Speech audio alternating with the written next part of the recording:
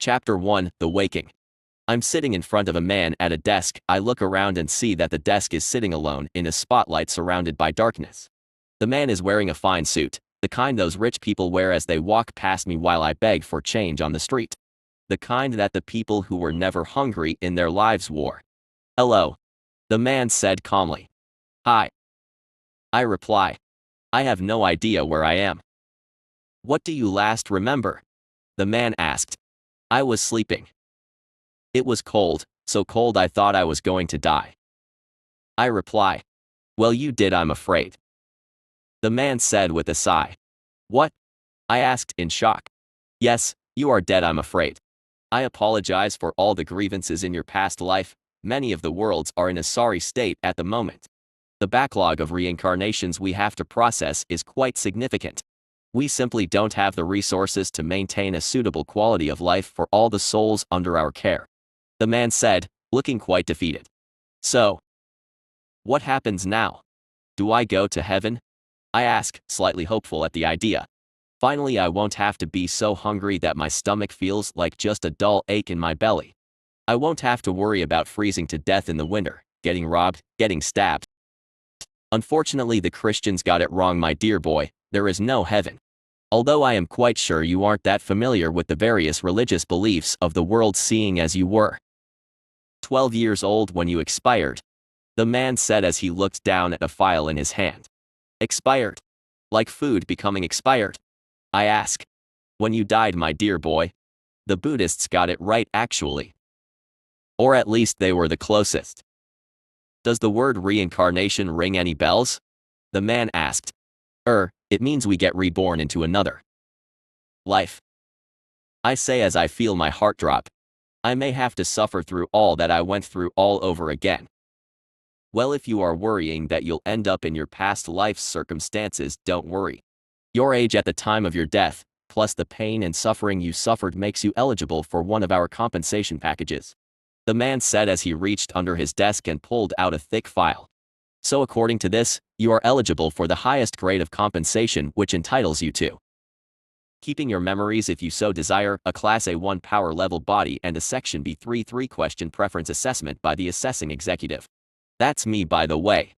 So yeah, your next life will be pretty good relative to your previous one," the man said as he read off a page in the file. "Oh, so I can be born rich?" I asked, perking up at those words. "Well, you could technically, but that would be taking a worse deal, honestly. Your entitlements from this compensation package afford you a higher existence than the kind that would require currency to obtain what you desire," the man replied. "Oh, so I won't be human?" I ask. "Well, you can be, but we can offer you something better. In truth, not many souls get this package. You only got this because your past 2 lives were terrible. You see, if someone lives to between age 10 to 15 and suffers through most of it in 3 separate lives, only then would you be eligible for this package. Furthermore, packages only apply on the 3rd life onwards, so yeah, you got really unlucky 3 times in a row," the man said with a sigh. "Oh," I reply, at a loss of what to say. "Okay, basically, I'll ask you 3 questions and I will decide what your next life will be. You will be powerful enough to make your life whatever you want within your existence. Plus, you can keep your memories if you want. So shall I begin asking the questions?" the man said as he put the file away and pulled out a pen and paper. "Okay," I reply, hesitantly. "What is your favorite thing to do?" the man asked. "Eat," I replied, thinking of that time a nice woman bought me a slice of pizza. "Okay." "Consuming sustenance. What would you say is your strategy when you encounter problems in life?" the man asked.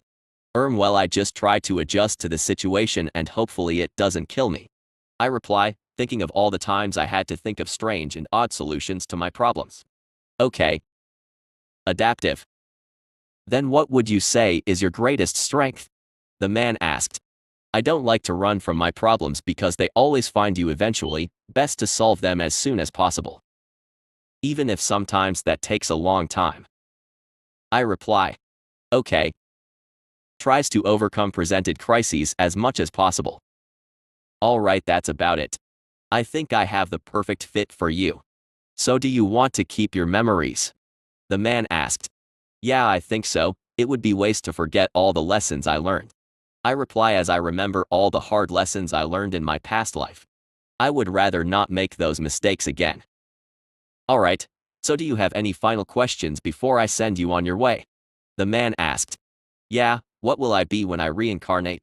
I ask. Oh, I can't tell you that. I can assure you your life will be much better than the previous one.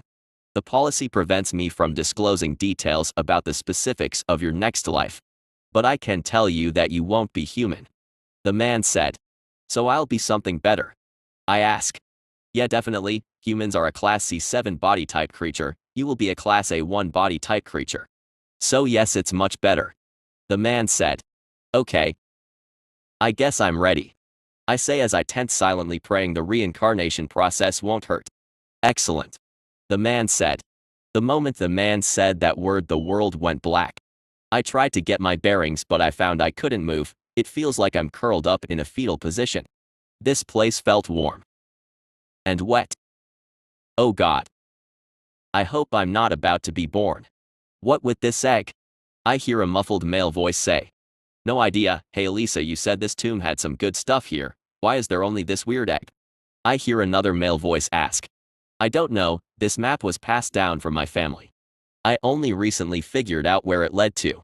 Judging by the seal on the door, this place has been sealed for centuries. Everything looks undisturbed as well. A female voice said, sounding very confused. You think this egg is valuable? I mean, it's quite big.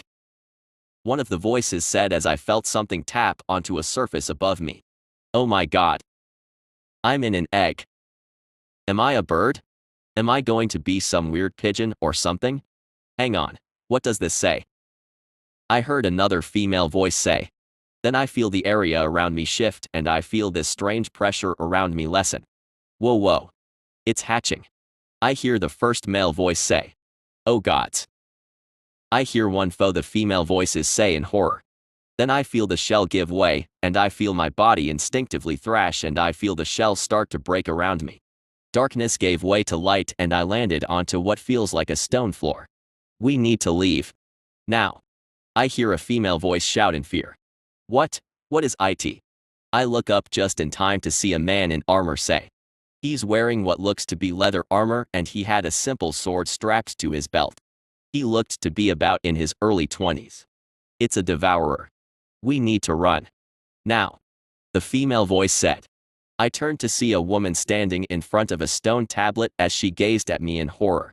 We can't just run. What if it gets out? The ones in the stories are the size of cities. This one is smaller than a dog. We should kill it while it's small. If it gets out and starts growing, it'll wipe a Verlin off the face of the world. I hear the man in front of me shout. We're Iron Rank adventurers, there's no way we can kill a devourer. I heard another male voice shout. I turn to voice and see him wearing lighter armor and looks to be holding a pair of daggers in his hand.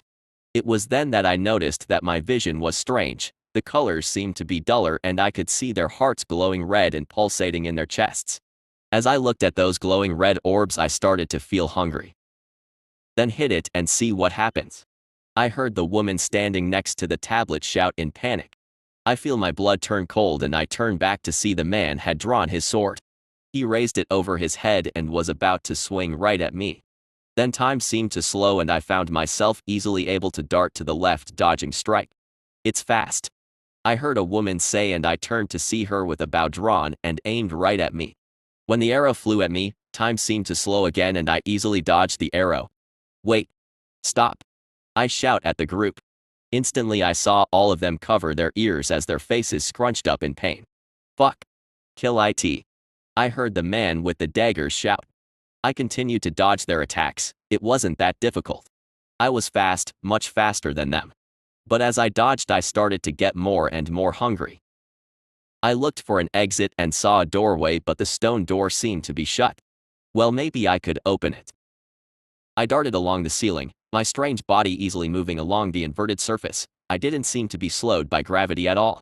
When I arrived at the door, I scrambled along it trying to find a way to open, but I didn't see a door knob or anything. Just this large glowing rune in the middle where the two doors met. It was then that I noticed that they weren't attacking me anymore. I turned my head and saw all of them, their faces as pale as parchment. They were looking on in horror at the sealed door. The door sealed. One of the women whispered in horror. By this point I was getting really hungry, and as I looked at the glowing shapes of their hearts I could feel myself start to drool. Well, I'm hungry, food's right there. I hurl myself at the nearest one of the four in the room, the one with the daggers. I extend my arms and tear at his chest. His armor is cut to pieces like paper, and soon I find flesh. I feel his body topple over backwards as he screams. I begin tearing into his chest, removing all the pesky obstacles in the way, his flesh, the ribs, and finally I see it. That pulsating red fruit. When I smelt the aroma of his heart I couldn't resist anymore, and I thrust my head towards it, biting down hard onto that delicious-looking organ. I felt the man's body twitch as I took my first mouthful of this heart. It was the most delicious thing I have ever tasted. It tasted like honey, and I ate every bite as fast as I could. When I finished I felt my body change, and I heard a voice in my head. New essence acquired. Type, human. Insufficient essence for assimilation. I felt my body seem to shift and change. It was an odd feeling, but it felt quite pleasant. Then as quickly as it began it ended. As it ended I turned to look at the 3 remaining people trapped in here with me. Oh gods. It grew. One of the women said as her whole body trembled. As I rear up I realize I'm now as tall as them. Previously I was only about half their height. That's quite a growth spurt. I'm still hungry though. With the hunger still on my mind I hurl myself at the man with the sword, and soon I find myself staring at his beating heart. I once again plunge my head towards it and savor its delectable taste on my palate. Again I hear a voice in my head. Human essence acquired. Insufficient essence for assimilation. So I get essence whenever I eat one of their hearts. Well, there's still 2 of them left, and I'm still hungry. The 2 remaining women are now in tears and are huddled together in the corner of the room. I think I'll take the one who had the bow first. They screamed as I shot towards them. I could hear the other woman screaming and sobbing as I tore into the woman I chose. Soon another heart was in my belly, and I felt my hunger start to ease. Still not enough essence for assimilation. As I turned to the last woman, who was now on her knees with her hands clasped in prayer. Divine, forgive my transgressions. Deliver me from darkness. Deliver me from darkness. Deliver me from darkness. She prayed in blind panic, her eyes wide in terror as she looked down at the mangled corpse of the woman I just dined on.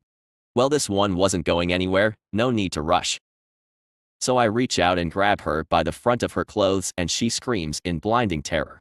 I don't want to die. She screams as she sobs.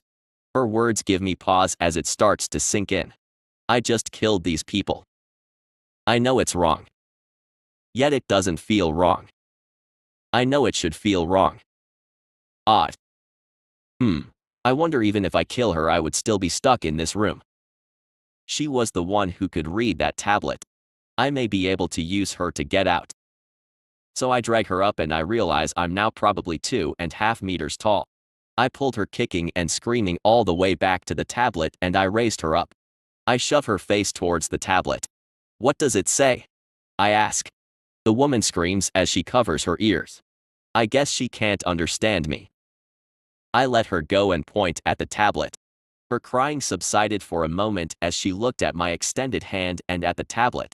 It was then that I noticed my hand was a pale white, and it had 3 fingers, each tipped with a large black talon. I looked down and see the lower half of my body was like a snake with no legs to speak of. That was also when I noticed I actually had 4 arms, all with 3 talon fingers. The woman looks back at me tearfully, and I point at the tablet again. So she shakily looks down at the tablet and begins to read. Within this tomb lies our greatest treasure. A child of primordial powers that will one day awaken. For this tomb holds the cradle of a primordial devourer. The ultimate apex predator, eater of heroes and gods. One day the child will awaken and feast upon the flesh of lesser creatures. This tomb will seal itself until the day a suitable sacrifice arrives. The woman faltered as she began to sob, and her head dropped. I was starting to feel impatient, so I reached out and grabbed her by the back of her neck and shoved her head towards the tablet. As she choked on her sobs, she finished reading the tablet. Once the sacrifice is complete, the seals of this tomb shall open, releasing the child to the world. The child will remind the world of the truth that they have tried to so hard to forget. The true nature of life. Eat or be eaten. Kill or be killed. Consume, adapt, overcome. For this is life's great imperative. Many will say this child is a living nightmare. But this child is no dream. This child is the waking. Chapter 2, The Wide World. I sat on the ground as I quietly munched on the last remaining bit of meat from those humans. It turns out I could get more essence from their meat as well, but it seems most of the essence was concentrated at the heart. Still, you should never waste food. As I ate, I pondered my apparent numbness to the idea of killing and eating human flesh. I remember I used to think it's a bad thing, but now it just seems like nothing. I tried thinking of their families and the inevitable grieving that will take place when their disappearance is noted. However, somehow I just couldn't make myself care. Yeah, they were dead, but they tasted good and I was hungry. Somehow that was a good enough justification in my mind. I suspect it's something to do with my new body. I would assume my new brain worked differently from the human brain. That might explain why I seem to have lost all my revulsion for killing and bloodshed. Well, that was a problem for later. For now, how the hell do I get out of this place? I ponder this next question just as I swallow the last bit of human flesh. The moment I swallowed, I heard the voice in my head again. Human genome assimilation complete. Achieved human genome level 1/10. Advanced cognition improved. Color perception improved. Fine motor skills improved. Auditory communication improved. Advanced cognition. Does that mean I can now feel bad about what I just did? I try to make myself feel bad again. And nope, still don't care. Maybe this means I can do math better or something. As for the rest, well, the world does seem slightly more colorful than before, and as I move the fingers on my hand I find I can control them a little better. Hello. I say out loud and I hear a garbled crude hello sound out. Well, it's better than the screeching noise I was making previously. At least now I can attempt to communicate with another person if they decide they want to kill me. Then I hear the sound of stone grinding and I see the stone door in front me start to open. Well, that's one problem solved. Let's go see what's out there. I raised myself back up and I moved out the door. I am much faster now compared to when I was a human. I'm not even trying to move fast and it looks like I'm moving about as fast as a bicycle. When I exit the cave I find myself in a calm forest. I could hear the trees rustling and birds singing. I notice I can smell something peculiar in front of me. I try to pinpoint it and before my eyes a glowing trail appeared. It led into the forest and as I looked around I saw the trail led into the cave behind me as well. I'm guessing this is the smell of those 4 humans. Should I follow it? I mean, the past 4 were far weaker than me, but then again they said they were iron-ranked adventurers. I'm not sure how strong iron rank is, but I guess I could look around and see what I find. So with that thought in mind I followed the trail and I soon found myself at the edge of the forest. I had just torn through the forest, my body easily able to navigate around the trees. The terrain proved to be no hindrance to me. Then I felt a chill in my bones and I instinctively knew danger was near.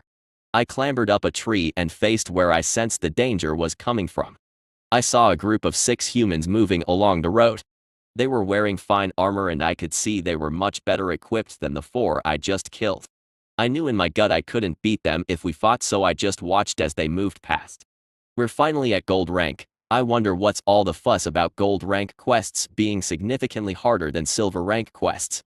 I heard one of them say, well, this is our first gold rank quest, I guess we'll find out. Another one of the humans replied, the pay is so much higher, I can't wait to upgrade my equipment.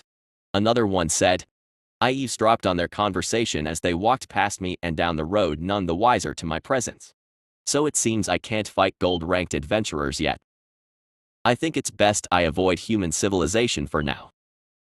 Once they were out of sight I clambered down the tree and began heading deeper into the forest. I didn't have to travel long before I ran into another living creature. I turned to see a strange lizard suddenly freeze when I flew past it.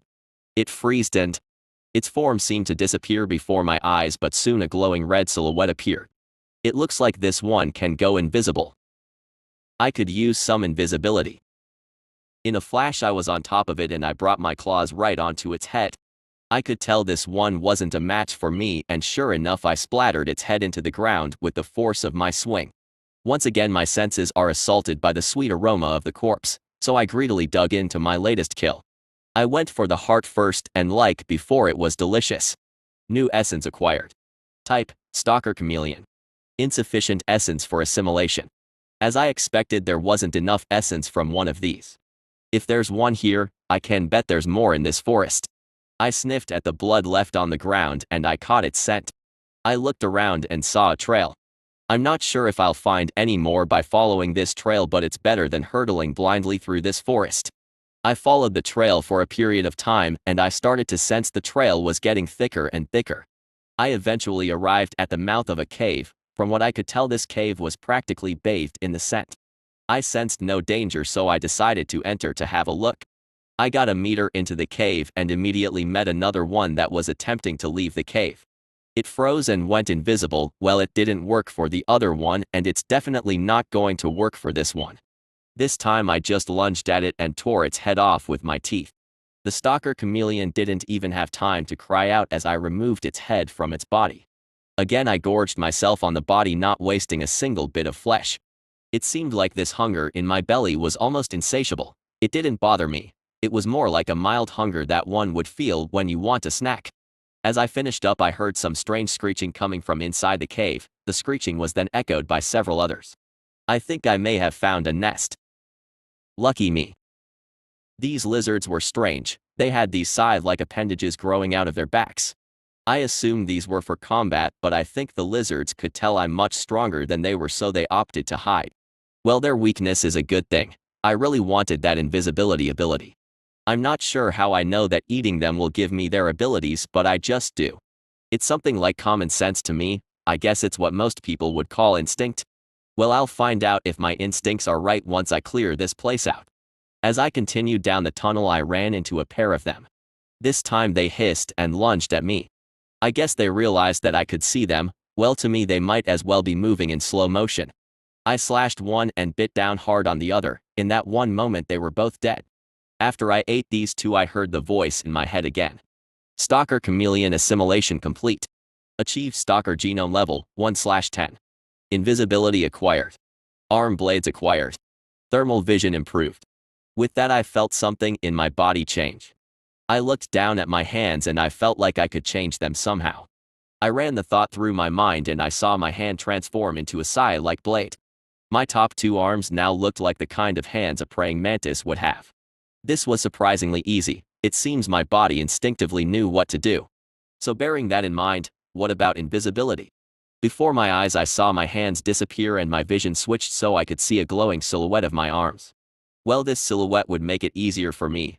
I can imagine how confusing it would be to try and use my limbs when I couldn't see them. Alright then, let's try these new toys out.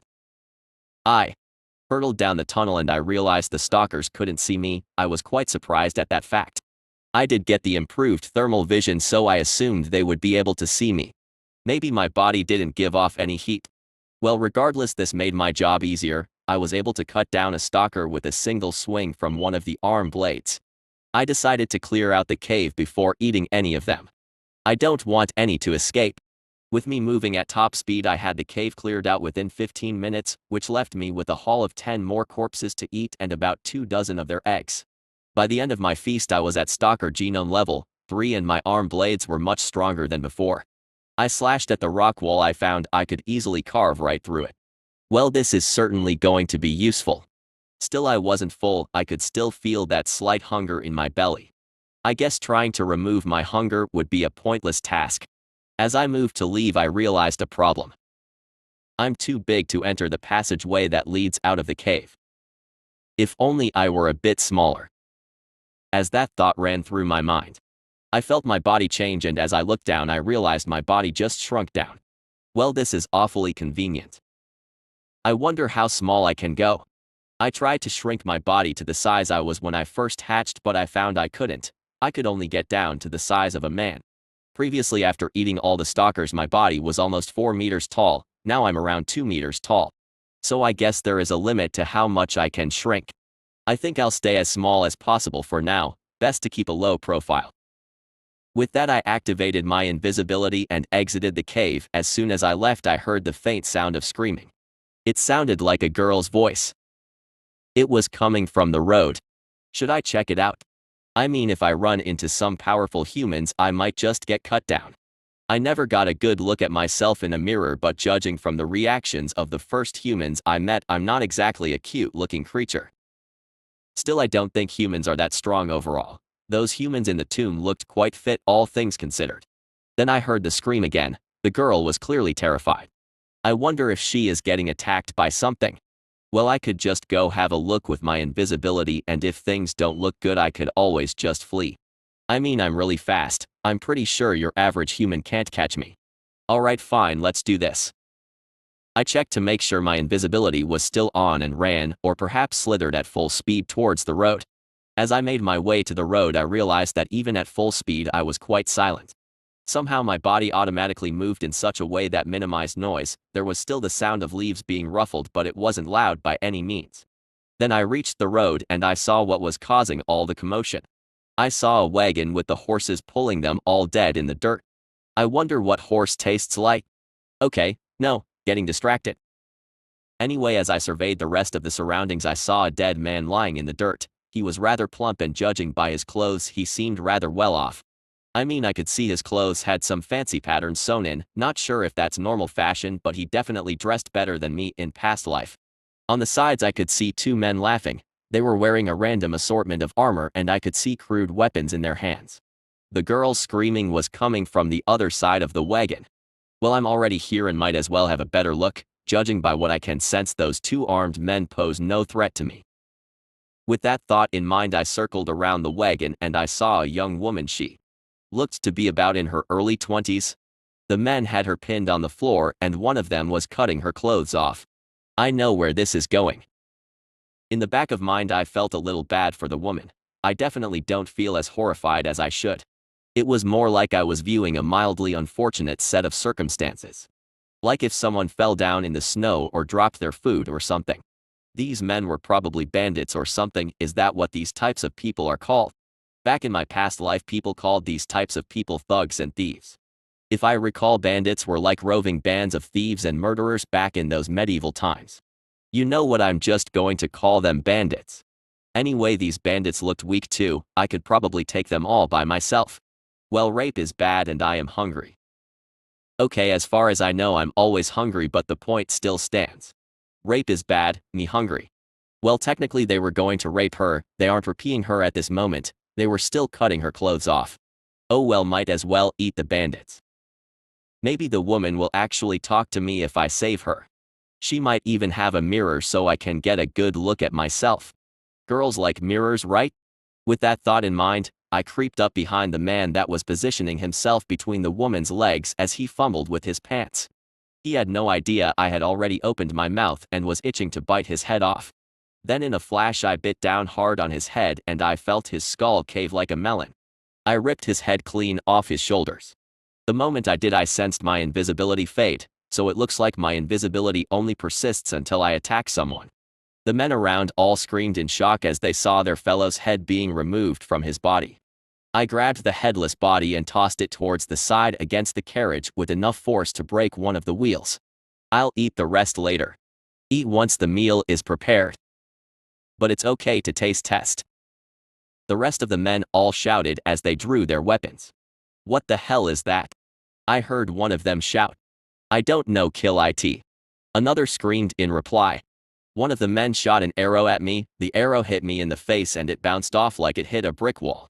Oh shit. One of the men said as he saw the arrow deflect easily off my skin. I leapt towards the nearest man, all my arms now transformed into bone blades, and I easily hacked him in half at the waist. There was little to no resistance from his armor and flesh. I might as well be cutting air. I felt another arrow bounce off my back and I turned to look at the archer. I saw his eyes widen in fear as he realized he was next. In a flash I buried one of my blades in his chest, while being careful not to damage that beautiful red fruit in the middle of his chest. As I tore my blade free to a spray of that red nectar, I sensed an attack coming. I instinctively dodged off to the side and I felt the sword cut the air behind me. My posture was a bit awkward for me to use my blades. Let me try something. I turned my body and used my snake-like tail to strike the man. As soon as my tail hit him in the left ribs, I felt the bones shatter, and as I turned back around I saw the man flying back as he spewed blood from his mouth. He landed in the dirt, scrabbling at his chest as he gasped and choked on the blood bubbling out from his mouth. I think I probably broke half his ribs and probably liquefied some of his organs. On closer inspection, I saw the side of his chest that I had hit was caved in. Well, he's dead. Now then, 2 more. When I looked at the 2 remaining men, I saw that they were bolting down the road with their weapons lying in the dirt nearby. So trying to run. I saw one of them turn his head to look at me, and as I activated my invisibility, I saw his eyes widen in fear as my form vanished. He let out a scream as he tried to run even faster. Sadly for him, I caught up to them in just a few seconds. I decided to go for the other one first since he was slower. I opened my jaw and bit down hard on his right shoulder and ripped the shoulder, some of his ribs and his arm clean off his body. The body fell as I snapped up the little snack and swallowed it greedily, enjoying the taste and crunchiness of the bones. As for the final one, I caught him a few seconds after beginning the chase. For this one, I decided to have a little fun. I grabbed him by the back of his clothes and lifted him off the ground after transforming to my full size. When I turned him around, he screamed when he realized I was now much larger than before. His feet were dangling almost a meter off the floor as he kicked and thrashed, trying to escape. I could sense his fear, and I must admit that fear was delicious. It only added to my hunger. It was almost like seasoning on food. Good try, I say, and I see his eyes widen as he realized I could speak. Please let me go. I promise I won't kill anymore. I'm sorry. The man wept as he continued to struggle. You think I'm here because you're attacking that woman? No, I'm here because I'm hungry, I say with a small laugh as I use one of my hands to grab him by the chest to stop him from struggling. You know what's the best thing about meals that run? I ask, and the man, now frozen in fear, looks at me with sheer terror in his eyes. It makes it more fun. Chapter 3, The Buffet. Don't move. You can't escape even if you tried. I can smell you from a mile away and I can outpace you on any terrain, I say to the woman as I slither up to her. She mutely nods as she shakes in abject terror. I smelled the distinct scent of ammonia as I noticed the woman had wet herself. She was practically naked. The only clothes she had on her were the shredded remains of the top half of her dress and her stockings. I could see her bare breasts and the small bush of blonde hair between her legs from which the smell of ammonia was emanating. Funnily enough, I felt nothing at the sight of what in my perception was a completely naked woman that was rather beautiful. In fact, as I pondered this, I realized I had no sex drive whatsoever. Could it be because I was technically still a child? I mean, I was born only hours ago. Maybe if I run into another of my kind I would feel something? Also, am I male or female? That's going to be an awkward question. I was a guy before, but I'm not sure now. Oh, I hope I don't have to lay eggs in the future. Well, I suppose that's a question for another time, so I put it out of my mind and began to eat the remains of the bandits. As I took my time enjoying my meal, I could sense the woman getting more and more terrified as I slowly ate the bodies. I could sense her twitch in fear every time the sound of me crunching bones echoed out. I didn't really care, honestly. I just want to be smarter before I talk to her. Hopefully I could get improved advanced cognition and auditory communication before I talked to that woman. There's a lot of questions I want to know. What are humans like in this world, and more importantly, what do they think of devourers? As I bit into the final heart, I heard the voice in my head again. Achieved human genome level 2/10. Advanced cognition improved. Color perception improved.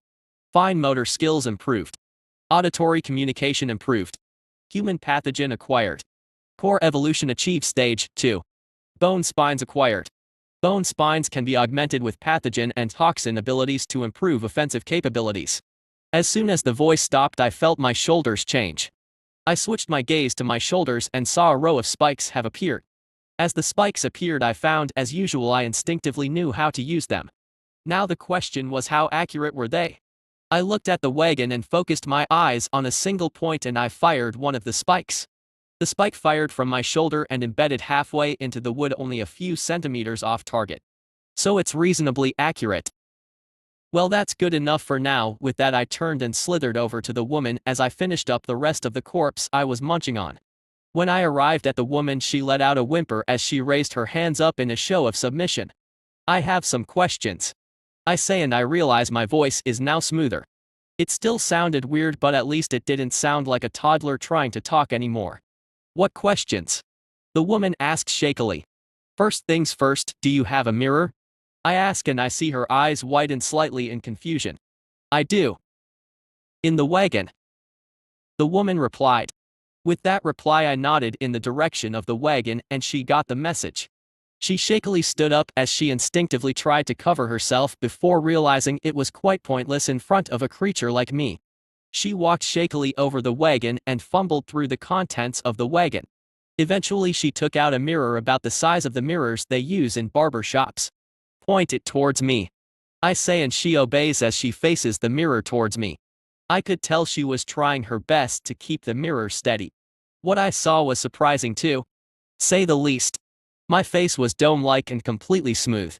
There were no eyes as far as I could tell, no nostril either, just a smooth white surface. I opened my mouth and it revealed rows upon rows of serrated teeth. Interesting.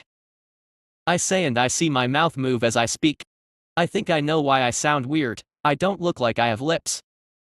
I shifted my position so I could see my body profile and saw I actually looked really scary. If I was my old self I would have pissed myself just like this woman here. That's enough. I say as I gesture for her to put the mirror away and she puts it on the ground. Good, now where are you from? I ask as I lean forward and tower over her. I see her eyes widen as my body bathes her in shadow. I could tell she was too afraid to talk.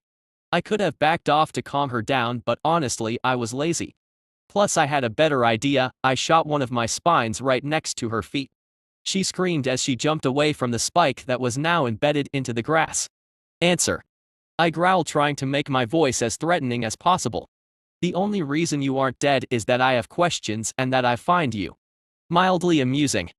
I say as I shoot another spike next to her feet. This time she fell over backwards with a shriek. I transform my arms into bone blades and raise them as if I'm about to cut her in half. I suggest you start talking. I growl again. Averlin, I'm from the city of Averlin. She sobbed as she held up her hands in front of her face. Good, now which way? I ask and she frantically points down one side of the road. Now then, what is an iron rank adventurer? I ask and I see her look up slightly at my question. Adventurers are. She began but faltered halfway. I use one of my blades to slash at the ground next to her and she screams as my blade cuts a clean gash across the earth. Monster hunters. They are monster hunters. She wailed as she threw up her hands in effort to shield her face. And the iron rank? I ask. It's the lowest rank among the adventurers. The ranks are iron, bronze, silver, gold, platinum, mithril and hero ranks. She said, babbling as fast as she could. So they hunt monsters like me? I ask. Yes. She replied softly, her voice shaking. Now then, what do you know about primordial devourers? I ask as I lean in. What? She asked, confused. Primordial devourers, what do you know about them? I ask. They don't exist, they're just monsters that live in stories. She replied. What do the stories say? I press. They say the devourers are the first form of life, they say all life came from devourers. All that breathe are progeny of the devourers. The stories say they were wiped long ago. The woman replied. By who? I ask. Many beings, the angels, the demons, the heroes of old, the ancient dragons. The mightiest of the other races all banded together to kill off the devourers. That first war is called the War in Heaven. The angels of heaven tried to wipe out the devourers that lived in Terra. They lost in Terra and gave the devourers the power to enter heaven. They were only defeated after all the other races united against them. The woman replied. And that's it. None were ever seen again. I ask. No, some appear from time to time, hatching from long dormant eggs. When one appears it always causes untold destruction. Nations fall, cities burn, usually they are defeated by the heroes of man who are aided by the blessings from the angels of heaven.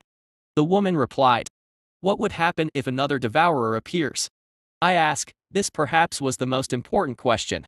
The nations would call their mightiest heroes to defeat it as soon as possible. They have to, the devourers grow stronger over time, they can eat anything. And with each meal the devourers grow stronger. The woman replied as she faltered and her eyes widened as she looked at me, the realization hitting her. You don't look anything like the paintings. She said softly. We evolve as we eat, I am sure my appearance will change as I continue to grow.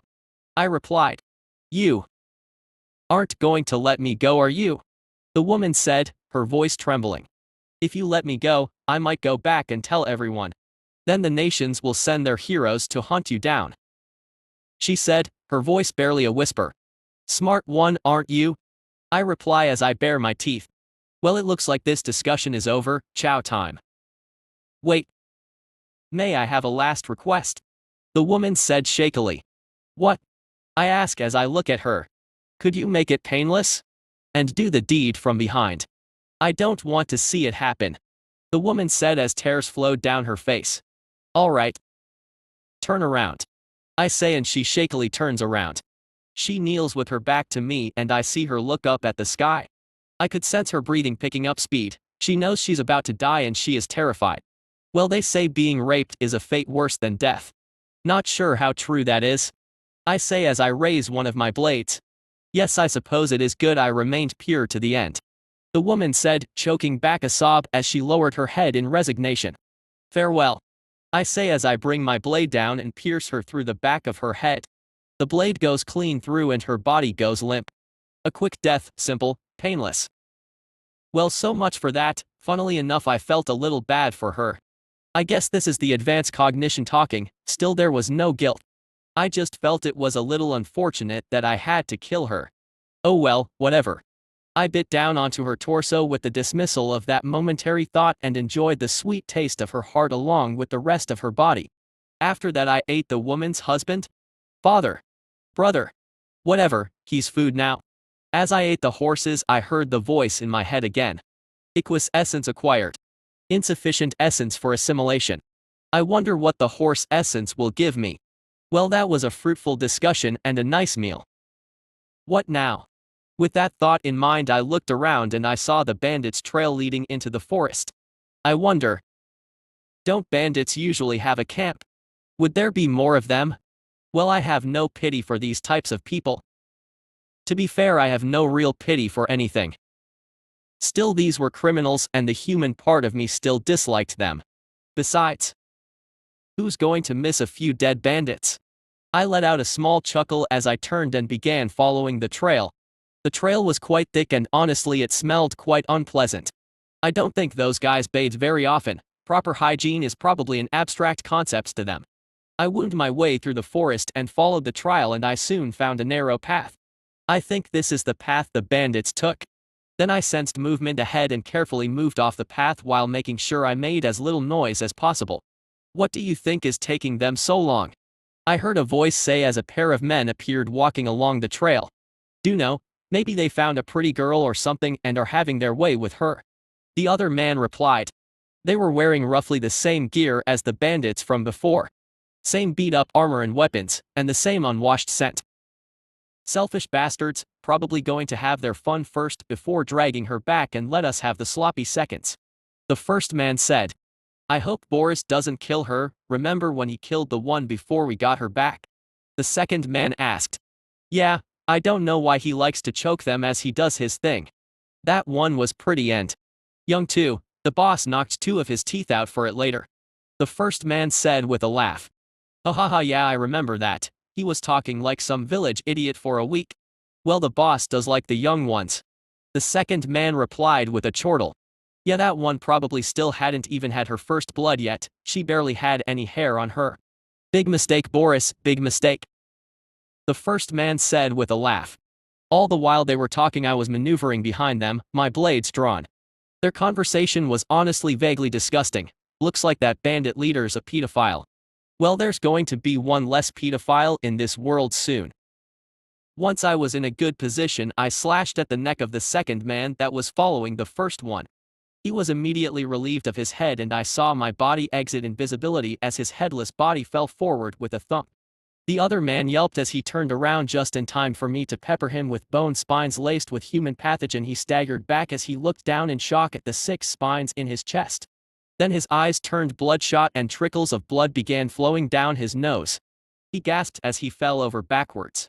I moved closer to him and looked down and saw him gasping as black blood bubbled up from his mouth. I switched one of the blades back to my taloned hands and cut his leather chest armor open. I looked down and saw the spots where the spines had hit looked to be turning black with ugly red veins radiating from the wounds. Whatever this pathogen is, it's fast-acting and looks pretty painful. The blood leaking from the wounds was also black like tar. This looks really effective. I hope it doesn't affect the taste of the meat. Well, I am curious about the full scope of this human pathogen thing. I wonder if it gets any stronger. So with that in mind, I decided to eat the other one first while keeping an eye on the dying one. He died rather quickly. I got only 2 bites into his friend when his body stilled and went limp. That was what? Less than a minute? As I finished up the second man, I felt something come up in my throat and I instinctively hacked up something from my mouth. I looked down and to my surprise I saw a lump of metal that looked to be melted and fused together. Oh. I guess I shouldn't have eaten their armor as well as their bodies. To be fair, at the time it didn't really bother me. I crunched through the metal as easily as I did their bones. Then again, if I just cough it up, doesn't that mean there isn't an issue? I know owls cough up pellets of bone occasionally and cats do cough up fur balls. It would be quite inconvenient to peel the armor off every time I eat a human. Oh well, forget it, I'll just keep eating it and see what happens. With that meal finished, I re-engaged my invisibility and continued following the trail, and soon I came across a walled camp. The walls were wooden. I could see a guard standing atop a watchtower looking very bored. I also sensed 2 more of the bandits patrolling the perimeter. I clambered up a nearby tree so I could see into the camp. What I saw made me very excited. It's like a continental buffet down there. There's about 2 dozen bandits milling about in the open, probably with more in some of those wooden shacks. There were about 5 women in this wooden pen, and I saw one bandit exit one of the houses and dragged a crying woman along with him. The man opened the pen and chucked her into the pen, where she landed in the dirt, a sobbing mess. The men were all using the same beat-up arms and armor. After examining them, I couldn't sense any threat whatsoever. It looks like these guys were just walking and talking meals for meat. There was this larger house in the middle where this bonfire was. I'm guessing that's where the bandit leader lives. The house was much better constructed. It wasn't like the crappy shacks around the camp. This one looked like a cottage with proper walls.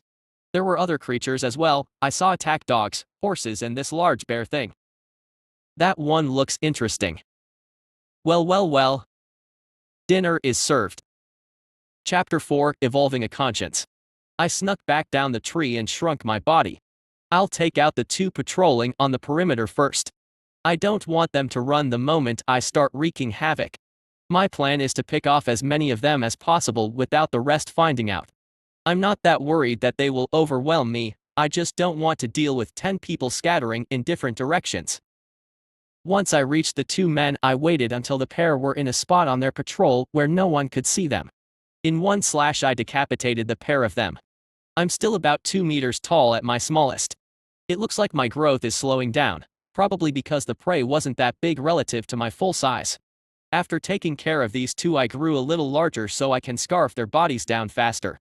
I don't want anyone finding the bodies early. This way there would only be blood stains. Still a red flag, but not as bad as corpses. It would at least lead to some confusion before the panic sets in. With that settled, I turned around. I climbed up a nearby tree and looked for a good spot to land when I jumped over. I saw one man walking off the side to take a piss on the wall. I leapt over the wall and drove one of my blades through his head and held his body in place to stop it from falling. I then dragged the body behind a house in a shadowy spot and left it there. I'll be back for it later. I renengaged my invisibility and snuck out into the middle of the camp. I saw one of the bandits approaching the pen and I had a suspicion he was about to grab one of the women to have some fun. Well, usually when a man decides to have some fun with the fairer sex, they would want some privacy. Sure enough, he grabbed a young woman with curly matted brown hair and she sobbed in protest as he dragged the woman to her feet. He dragged her over to a nearby hut. I could tell he was looking to enter this one. So I slipped ahead of the pair and crept through the window. It was just large enough for me to slip through. Luckily my body was long and not wide, so I still could fit. With that I waited in the corner of the room and sure enough the door opened. The man dragged the sobbing woman in and yanked her towards a nearby bed made of wood and straw. The woman tried to struggle but the man backhanded her across the face and tossed her onto the bed. The woman, now bleeding from a split lip, quietly sobbed on the bed as the man began taking his pants off. I got behind him and increased in size so I could tower over the bed. I had a plan on how to kill them both at once, but I needed to be big enough. The man growled as he climbed onto the bed and pulled her legs apart. He then tried to position his member at her entrance, and as he did so he leaned forward slightly. There's the moment I'm looking for. I raised my blade, which was almost half a meter long, and I stabbed in through the man's back. I kept pushing forward. The blade skewered the woman underneath him. The woman let out a scream of pain as she felt the blade stab into her chest. "Oh, quiet it down in there," I heard another man shout from outside. With that, I brought down another blade and stabbed it into her face. Her body twitched for a moment before stilling. "I'll just leave these two here for the moment." With that, I crawled back out the window. I don't have much time now. The bandits will eventually notice that those are now silent, which means I need to start my rampage soon. I saw a group of 5 of them sitting together at the fire. I guess I'll start with them. I slithered up behind them and grew to my full size and saw that I was now towering 5 meters tall. I'll take them out and then fire some spines at the guy on the watchtower. Don't want him to escape. The rest will still have to get the gate open. That should buy me time to kill them. So I raised my blade and slashed at the 5 of them. My blades, now 2 meters long, cut through them like a hot knife through butter. The bandits around me immediately shouted in alarm as my massive form materialized in thin air. I turned and fired a wave of spikes at the man at the watchtower. He was thrown back and was pinned to the side of the watchtower. At this size, my spines were the size of a man's forearm. The bandits, which I hoped will at least try to fight, all turned and ran. Well, so much for that. I hurtled through the camp, blades flashing and spines firing. Bodies dropped to the ground in pieces or flew back and were pinned to nearby walls by my spines. Their screams and raw terror was intoxicating. As I expected, I saw about half of them run for the gate. The ones who got there first tried to get the gate open, but the ones behind yanked them back and tried to get the door open themselves in panic. In their blind panic, they ended up getting in each other's way. Well, all the more easier for me. I sped towards the gate, blades drawn, and the men turned and saw my charging form. Their eyes widened in terror, faces now pale as parchment. I could see their pupils dilate as they realized they were about to die. And they screamed. I slashed at the group of men with all 4 hands. I ended up cutting them to pieces, demolished the gate and part of the wall behind them. I also accidentally collapsed the watchtower to my right as I caught the supports of the watchtower with my backswing. As I took in the wrecked wall and watchtower, I realized my body is harder to control at this size. I guess it makes sense. The smaller something is, the easier it is to mess something up when you try to handle it. As the smell of that red scarlet nectar washed over me, I felt a kind of weird feral happiness. I laughed and turned around to see the last remaining few bandits trying to climb over a section of wall. Again, these idiots tried to get up first and ended up slowing each other down. I charged them with my vision now turning red and their hearts pulsing brighter than ever in my vision. I could have used my spines to kill them, but it was so much more fun to use my blades. When I was upon the 4 of them, I opened my jaws and snapped up the one at the top of the wall. I closed my teeth around his body and it was snapped clean in half, his lower body tumbling back down into the dirt. The others shouted as they tried to run. 3 quick slashes later and there were now 6 pieces staining the dirt red. Unable to resist, I snapped up one torso as a quick snack and I turned around to see a few stragglers running for the now destroyed gate. One of them even managed to get a horse and was riding towards the opening. Well, horse or no, I was much faster and soon I was upon him. I opened my maw and snapped up the man right off the horse. At the same time, I slashed at the horse and the horse's body rolled away in 2 halves. I raised my head and swallowed his whole body, enjoying the feeling of his body sliding down my throat. The few remaining behind me were now running towards the large house. As far as I could sense, there were only these few left and I could smell something in the big house. I charged those remaining and easily cut them down. All this fighting was making me quite hungry, so I snapped up one of the bodies in my jaws, savoring the delectable taste.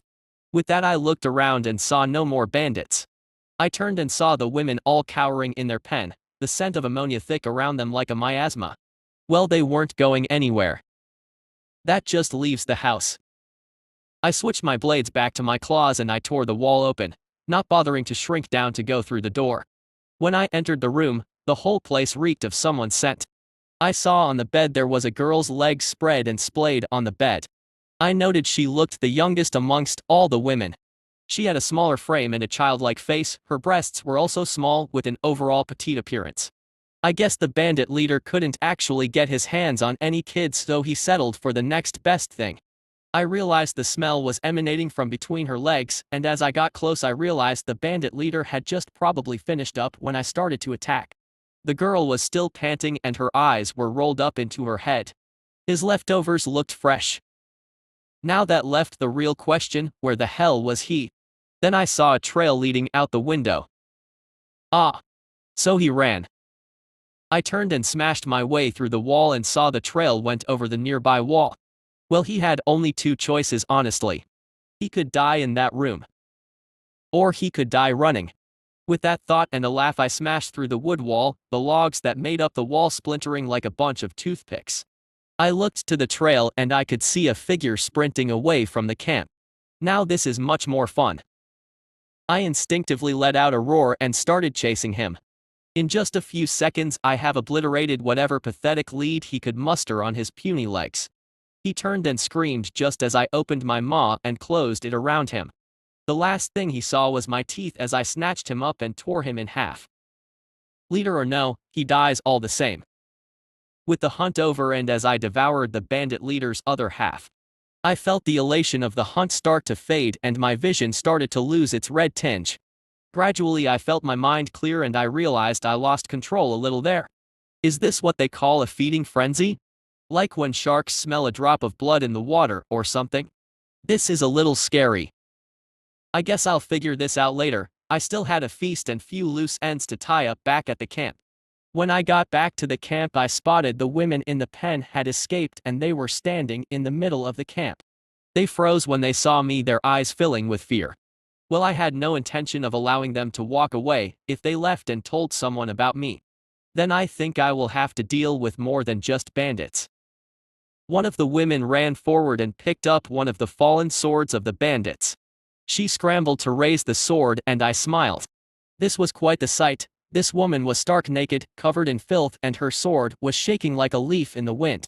I transformed my hands into blades and her face crumpled.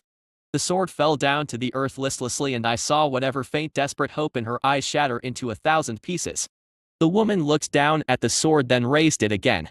At first I thought she was going to try to fight, but then she grabbed the sword by the blade and to my surprise she rammed the tip of the blade into her throat. She choked and gagged for a moment before crumpling to the ground, choking and gasping as her life drained away. So better to die by the blade than to my teeth? Well, it would be less painful. The other women looked at the soon-to-be corpse in mute horror, then their gaze shifted to me. At that moment I felt a little bad. These women just had the worst luck in the world. Once again, as quickly it came, the feeling faded and I took aim with my spikes. I fired a wave of spines impaling the remaining women. They were instantly thrown against the dirt as my spines knocked them off their feet. They gasped and twitched before stilling.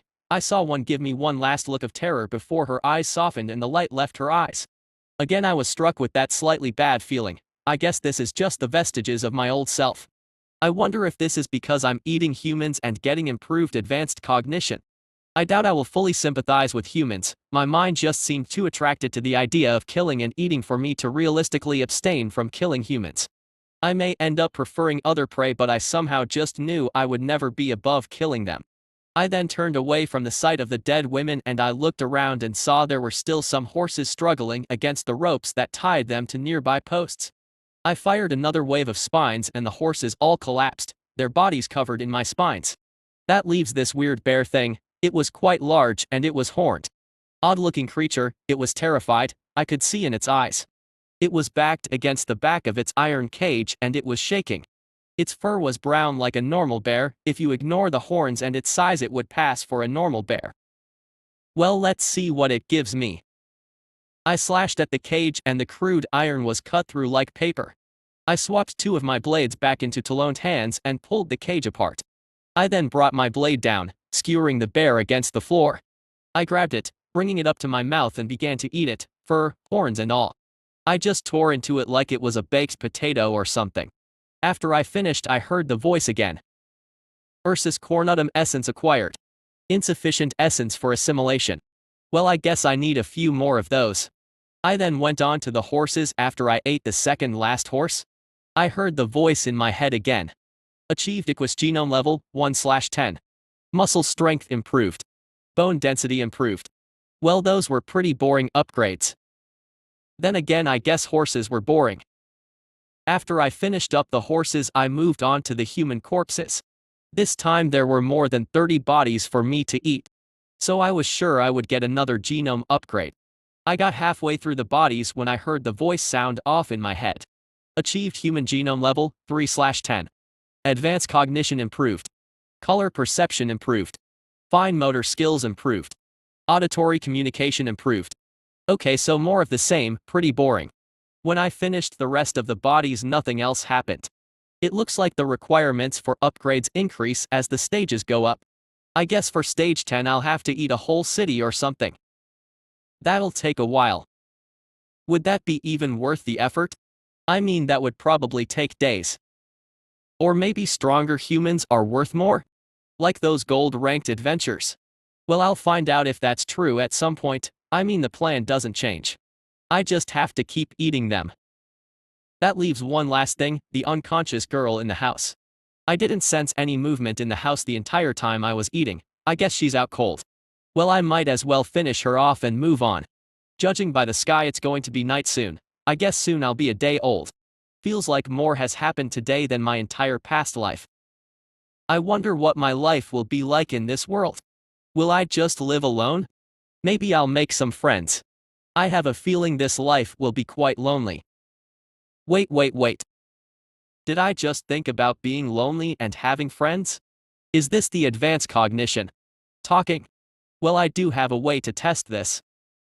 It's lying unconscious in that house. When I re-entered the house, I saw the girl was still unconscious on the bed. I could see bruises have formed around her throat, making a blue and black ring around her neck. Her nethers were also red and swollen, probably from what that bandit did to her. Well, I should probably kill her and get this over with. I transformed one of my hands into blades and raised it, preparing to stab her in the head. Then I saw her shift slightly and she turned to the side.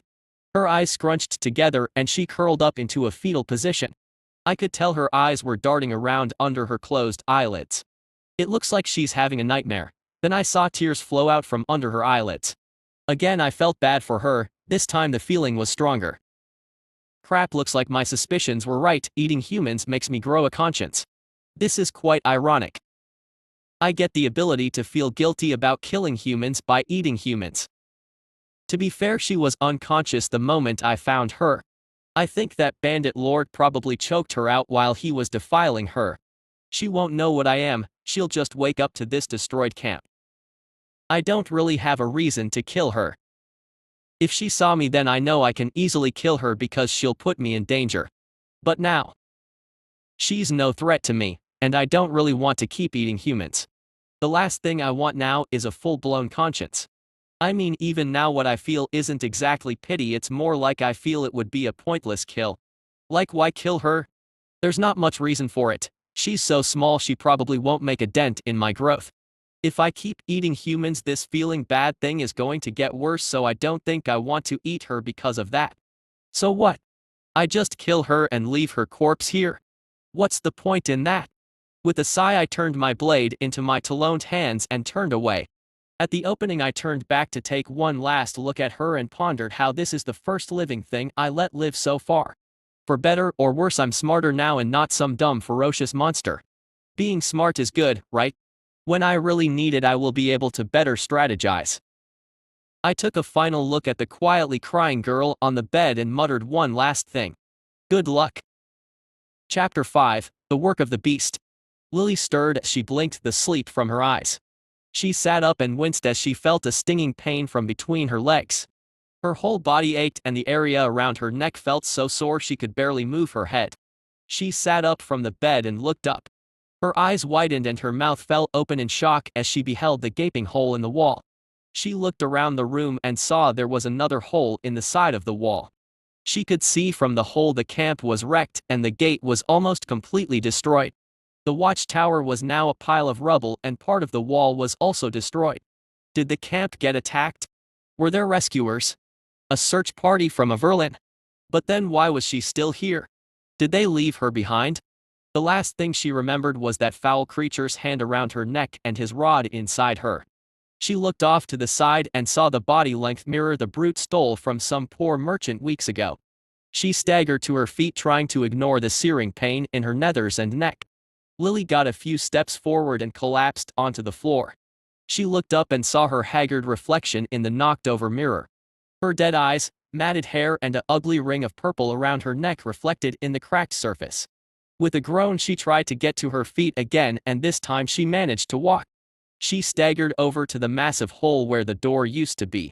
Lily didn't know what to think when she saw the total devastation around her. All was silent, not a soul was there, not even the dogs, horses or that horned bear that was locked in that iron cage. The camp was totally destroyed, only about half the shacks were still standing. She looked back at the walls of the house and realized it was a miracle that the house didn't collapse. Then Lily felt the cold on her bare skin. It was a welcome chill. Ever since she was dragged here she has been locked in that house with that monster. She needed clothes. Clothes. It has been weeks since she wore them. Lily stumbled over to the dresser and saw that for some reason that monster left his prized horned bear pelt coat behind. She grabbed whatever clothes she felt would fit and tried not to gag as she smelt that man's scent on the clothes. Now covered up her eyes wandered to that monster's sword that lay against the wall. The weapon was still in its scabbard. She walked shakily over to it and grabbed it, intent on using it as a walking stick. The moment she lifted the sword it suddenly struck her. She was free. Whatever happened here had freed her. She could go home. The thought brought her to her knees as tears fell freely. The nightmare was over. Lily didn't know how long she cried as she knelt on the floor, but when the tears dried she felt something in her chest she had not felt in a long time. Hope. That hope gave her the strength to rise and her mind immediately went to how she was going to get home. She needed food and water. She remembered there was a trail out of the camp. After that she had no idea, well she would rather die to the fangs of wolves than be used as a toy by that brute. So she gathered whatever supplies she could scrounge up in the house. It wasn't hard. The brute kept all the nice cheese in this house and she found his water skin. She picked up the water skin and found it full. So with supplies in hand and the sword as a walking stick she took her first steps out of the house. When the chill of the forest touched her face she was almost overwhelmed again, but this time she managed to steel herself. The heavens have given her a second chance. She would not squander this gift. As she walked towards the gate she noticed pools of dried blood in dirt. But no. Bodies. Then she noticed strange spines made of white bone in the dirt. These were blood-stained and were as large as a dagger. She looked over to the empty pen where they kept the other girls and saw no blood stains there. Maybe they got out too. She looked around at the damage and saw slashes on the walls and in the dirt. Whatever made these gashes was large. The gashes were wider and longer than any gash she had ever seen. Then she arrived at the iron cage where that horned bear was kept and saw the iron was horribly bent and it looked like the cage was cut apart by some kind of blade. Outside the cage was a small puddle of blood. As she continued through the camp the realization started to sink in that whatever did this wasn't human. It was large and it was powerful. Those bastards probably didn't even stand a chance judging by the weapons lying next to dried pools of blood. When Lily reached the gate she saw the same gashes streaked across the logs that made up the walls. It looks like the blades went through the wood like paper. The wood wasn't even splintered at the gashes, it was a clean cut that gouged a neat gash through the wood. Finally she took her first unsteady step outside camp and she paused. She took one last look at the utterly destroyed camp and privately vowed never to return. She somehow knew in her heart those bastards were dead. Whatever did this made sure of that. Now she just needed to get to the main road and maybe, just maybe she would get home. With the thought of her parents' face in her mind, she took a determined step out into the forest. Then another and another. She would get home or die trying. Degree. Beatrice was quite nervous, truth be told. She is a bestiarian, a researcher of the many forms of life scattered across Terra. She finds comfort in books and dissection tables. Now she was riding in a wagon being dragged out of the Everlin. Beatrice internally cursed her luck of being activated for a new monster contact protocol. Apparently the road patrols found an attacked merchant wagon on the road and they found some odd things at the site. So since Beatrice was the royal bestiarian for the city-state of Everlin, she was being set out to investigate. She wasn't good with people or the outdoors for that matter. Well, yes, she is really good at her job and outperformed even her peers who were decades older than her. She's only in her mid-20s and she's already been recognized as the best bestiarian in Everlin. Still, that doesn't mean she's good at field work. She's good at analyzing samples that end up on her desk, not going out there and finding out what the hell happened. Now she would have to go out there in the cold and work with strangers. Heavens, she hated strangers. Her colleagues often made snide remarks about her, sometimes behind her back, sometimes right in her face because of her social anxiety. One of the most common ones she hears is when she receives any romantic advances from anyone. Beatrice isn't interested in your boner, brother, the only bones she's interested in are the kind that she can reassemble. That was a common one. Well, to be fair, she could reassemble any skeleton from memory, but still. That's mean. So with a sigh she looked up and saw the horses pulling her wagon. On horseback around the wagon were the gold-ranked adventurers that had been contracted to escort her to the site. She let out another sigh as she looked back down, trying to catch anyone's eye, and pulled her fur coat around her shoulders a little closer to keep out the cold. When Beatrice finally reached the site, she struggled to get off the wagon, only to be helped off by one of the gold-ranked adventurers. "Steady now, ma'am," the gold-ranked warrior said as he helped her with a smile. "Thank you," she mumbled in reply and quietly began shuffling towards the site. When Beatrice looked over the site, she saw guards posted around it. They had stuck sticks into the ground around the areas of interest. The first thing she noticed was the wagon was wrecked. Something had broken a wheel and the horses were nowhere to be seen. Funnily, there were no bodies. The bodies might have been eaten. "Are there any remains?" Beatrice asked timidly to a nearby guard. "Huh? Who are you?" The guard replied gruffly. "Eep." Beatrice yelped as she shrunk back and the guard recoiled slightly in surprise at her reaction. "This is Madame Beatrice Godwin, the royal bestiarian of Everlin," the gold-ranked adventurer said helpfully from the side. Beatrice saw the eyes of the guard widen in surprise and he immediately bowed forward. "My apologies, ma'am," the guard said hurriedly. "It's okay," Beatrice replied softly. She was asking about the bodies. The adventurer said, trying to speed things along. "Yes, of course, good sir, we have found no bodies here or nearby. There are patches of dried blood, however, and what looks like tracks made by some kind of serpent, along with some other strange observations," the guard said as he turned his head to the wagon. "Can you show me the tracks first?" Beatrice said softly. "At once, ma'am," the guard said. Beatrice was brought to a section of grass that looks to be trampled. She looks down and pushes up the large glasses on her face. As she examines the tracks, she noted the guards were right. This does look like a serpent-type trail. A long body slithering across the grass. "It's heavy," a voice said from behind her, and Beatrice nearly jumped out of skin. "Angelina, careful, she's skittish," Beatrice heard the adventurer say. She turned to see the ranger in the adventurer's party. As she got a good look at this Angelina, she noted she was a half-elf. A rare species. In a race, procreation is difficult, with only 10% of the fertilization chance for the lower fertility species. Elves also had an extremely low fertility with only a 10% chance of pregnancy during ovulation, meaning that there is only a 1% chance of fertilization for a human-elf couple. Half-elves also had longer lifespans, not as long as pure-blood elves. All these facts rang in her head as she looked at Angelina, all the information being pulled from her memory instinctively. Hello?" Angelina said, and Beatrice realized she had been staring blankly at her. "Oh yes? Why do you say it's heavy?" Beatrice asked. "The tracks aren't wide, but they are deep. A serpent of this size shouldn't leave such deep tracks. My best guess is that this creature is only a serpent on the bottom half with some other torso body type," Angelina said as she looked back at the tracks. That made sense. Full serpents usually leave shallow tracks because their weight is distributed across a wider area. This one isn't that wide, yet the tracks are deep, which means chances are Angelina was correct. Evans, she needs to improve her field work. I think you're right, Beatrice said with a nod as shifted her gaze back to the tracks. What do you think it is? Angelina said. Can't tell with just the tracks, there are many species that have serpent-type lower halves. Naga, gorgons, snakefolk. Too many to list. Beatrice replied. Okay, then let's see what else we can find, Angelina said as she turned to the guard. What else is there that seems strange?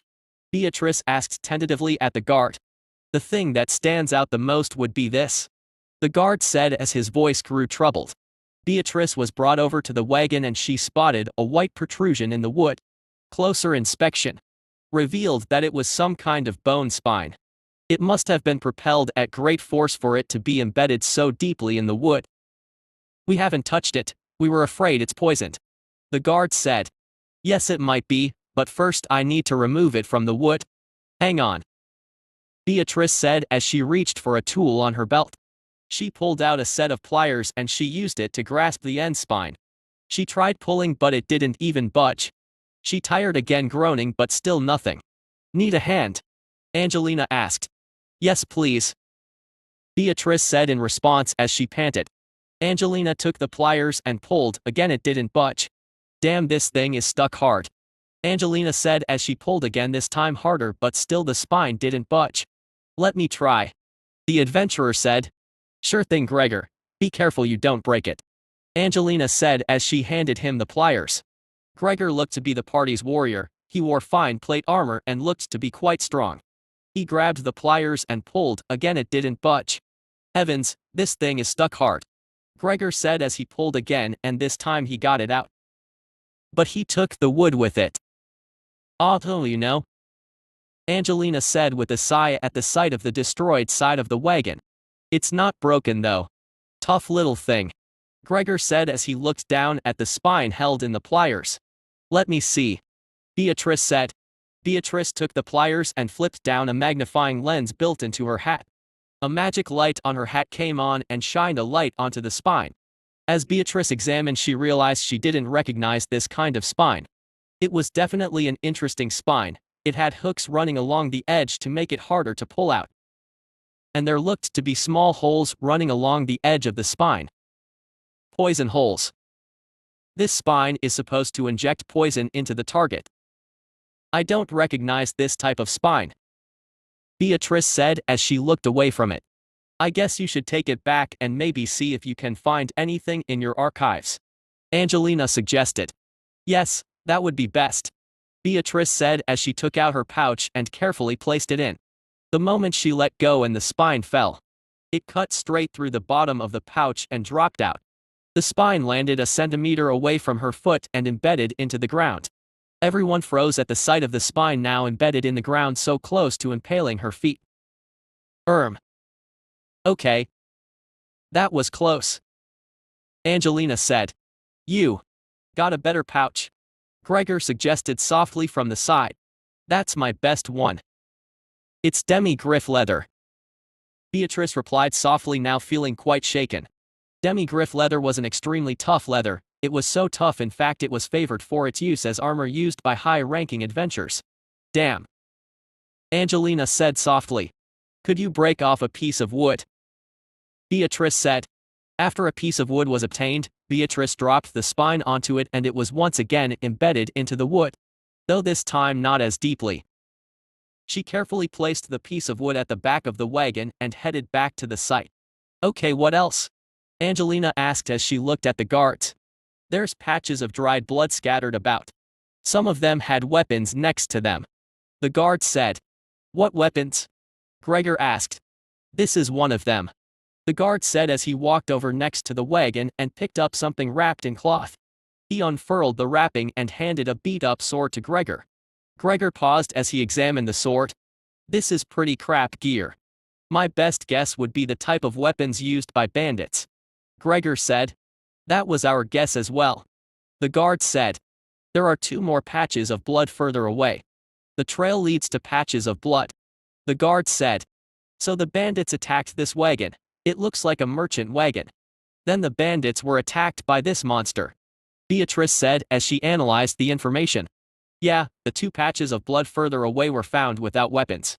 But we found weapons lying over there without any blood nearby.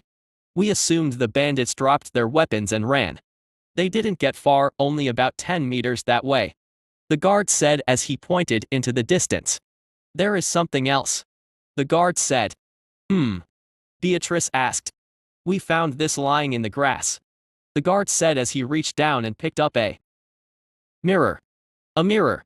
Angelina asked. Could it be a gorgon? Mirrors are used against gorgons. Gregor suggested. No, gorgons don't have the ability to fire poison spines. It could be basilisk, but no. Basilisks have a fully serpent body type, so it doesn't match the tracks. And they can't fire spines either. If petrification was used, then there would be statues around here. Beatrice said. Maybe one of the victims thought it was a gorgon. Angelina suggested. Or a basilisk. Gregor added.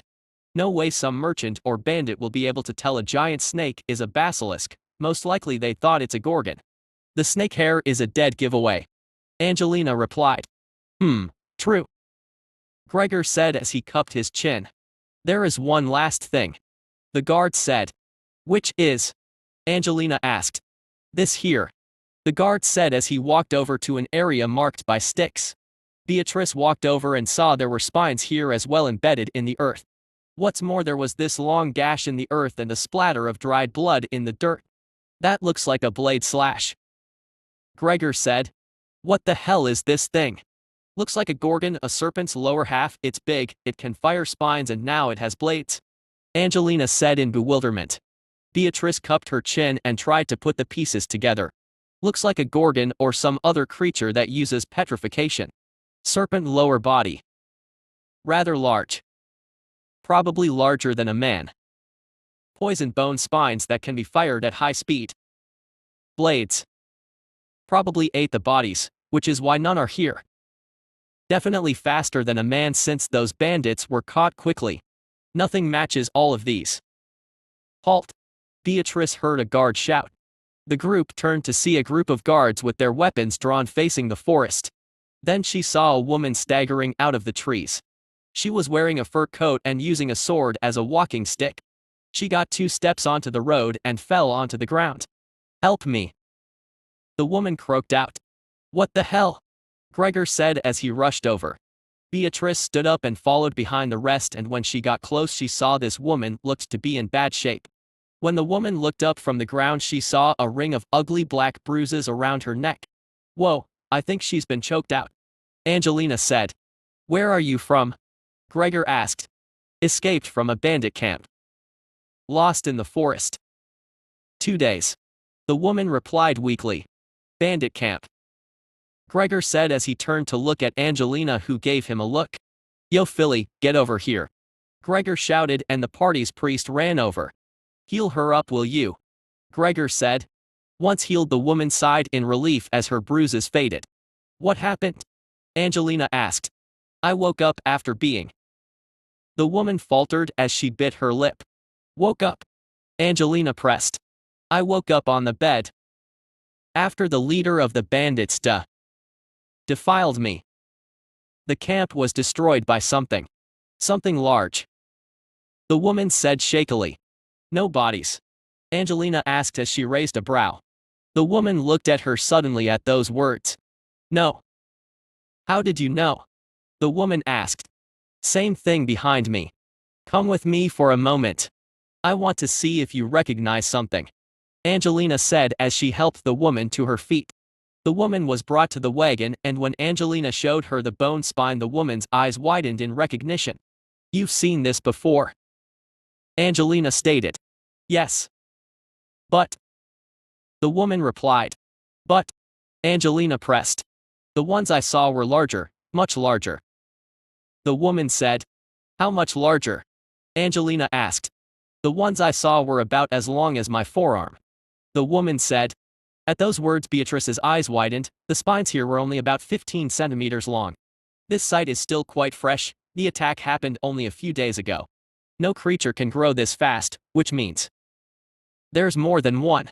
There's more than one. Beatrice said, her voice barely above a whisper. A mother and its child. Angelina asked. Possibly, Beatrice said shakily. Beatrice shut her eyes for a moment and steeled herself before she reached into her pouch, pulled out the royal seal of authority and unfurled it. She held it out for all to see and she began to speak. By the power granted to me by the throne of Averlin, I, Beatrice Godwin, royal bestiarian of Averlin, hereby declare a new monster appearance. All roads are to be locked down. Messengers are to be sent to the villages. Until instructed, all unauthorized travel is prohibited. Chapter 6, The Council of Lords. Beatrice walked nervously towards the king's conference room as she pushed her trolley filled with reports and specimens.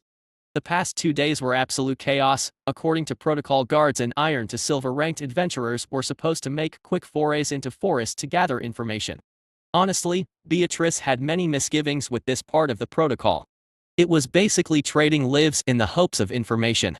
Sadly, lives have already been traded. As of now, all forays into the forest have been put on hold.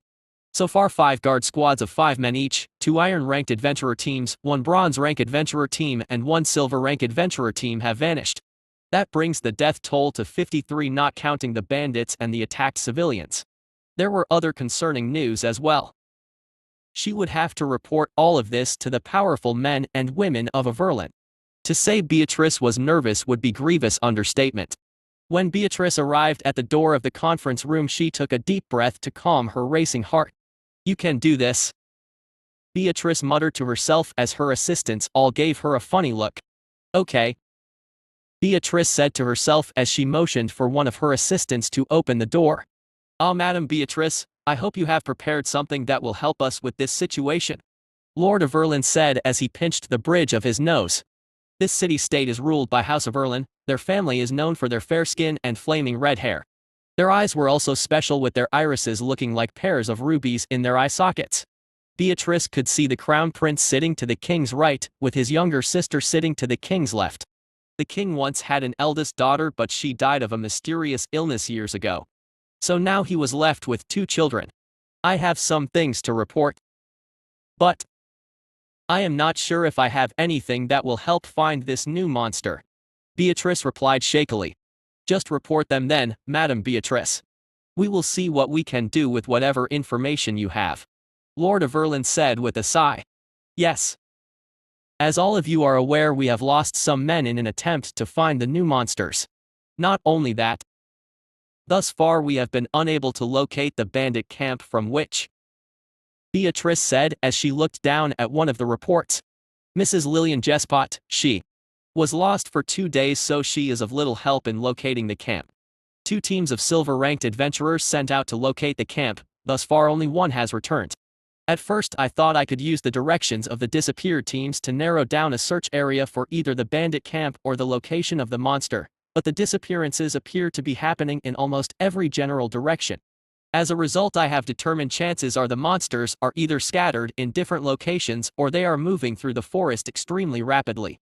Both scenarios are concerning." Beatrice finished with a mutter. "Could it be that some of the teams were lost to the other monsters in the forest?" the prince asked. "Unlikely, my prince. My adventurer teams are not so easily wiped out. If this is the work of other monsters, some wounded adventurer teams would have returned, especially the bronze rank and above teams," a man with a scarred face said. "This man is named Vilmel, the head of the Averlin Adventurer Guild. He was once a mithril-ranked adventurer in this prime.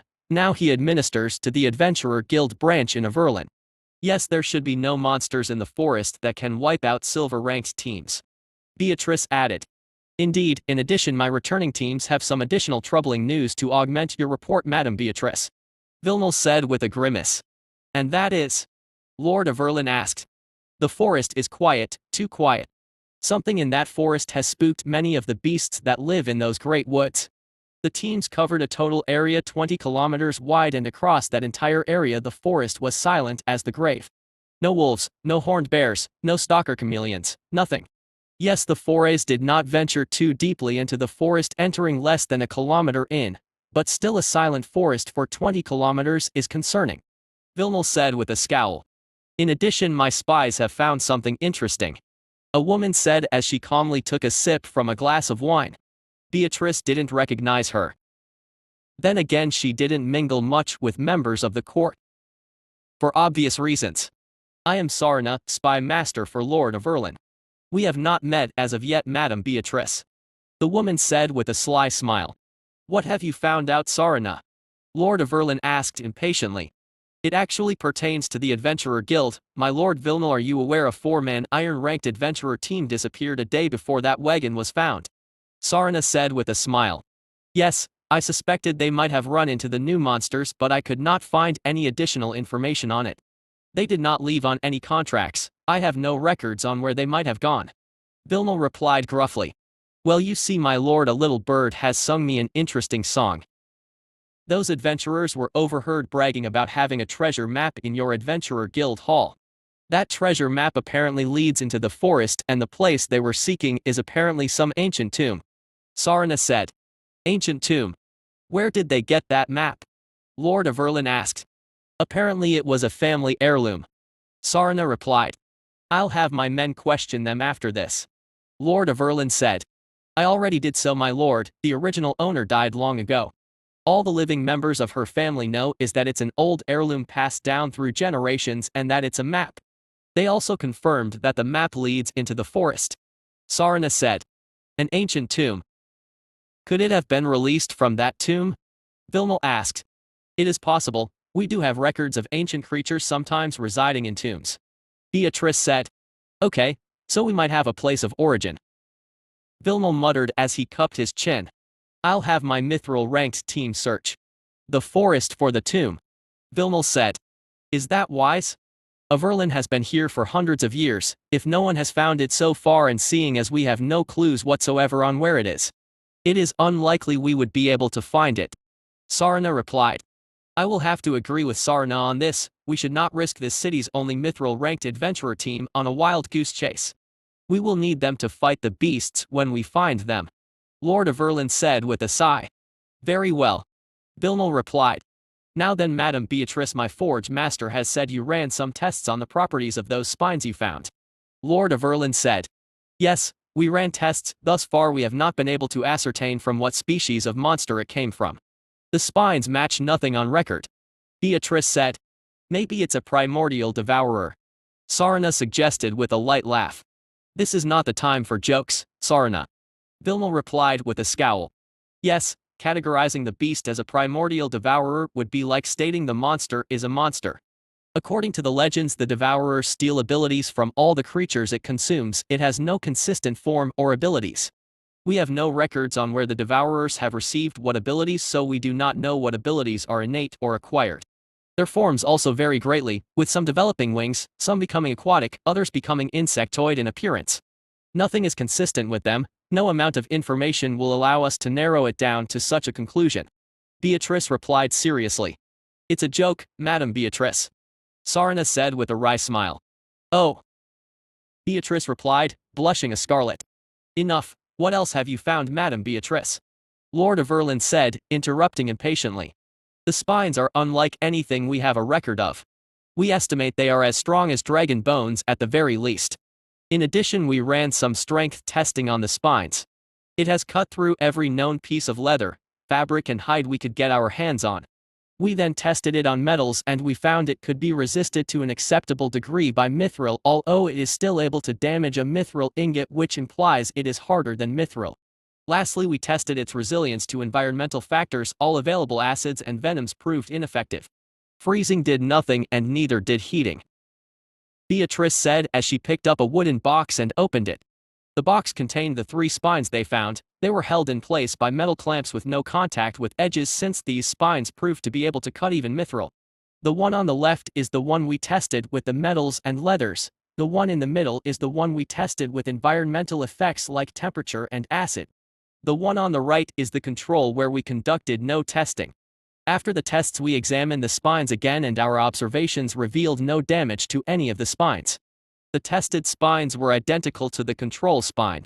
Beatrice said as she looked down at the 3 identical-looking spines. This is the ingot we tested the spines against. Beatrice said as she reached down and pulled out with some difficulty a mithril ingot about as long as a hand. Someone give the poor girl a hand. Lord of Erlin said with a sigh at the sight of Beatrice struggling with the ingot. One of the nearby guards took the ingot from Beatrice and held the striped surface for the room to see. The ingot has been gouged by the spine, but it has been stopped by it, not penetrating through. The concern here was that the spine went 2 centimeters into the ingot. Most armor is at most 1 centimeter thick. This is troubling. Whatever this creature is, it's powerful and very dangerous. Vilmel said with a grimace.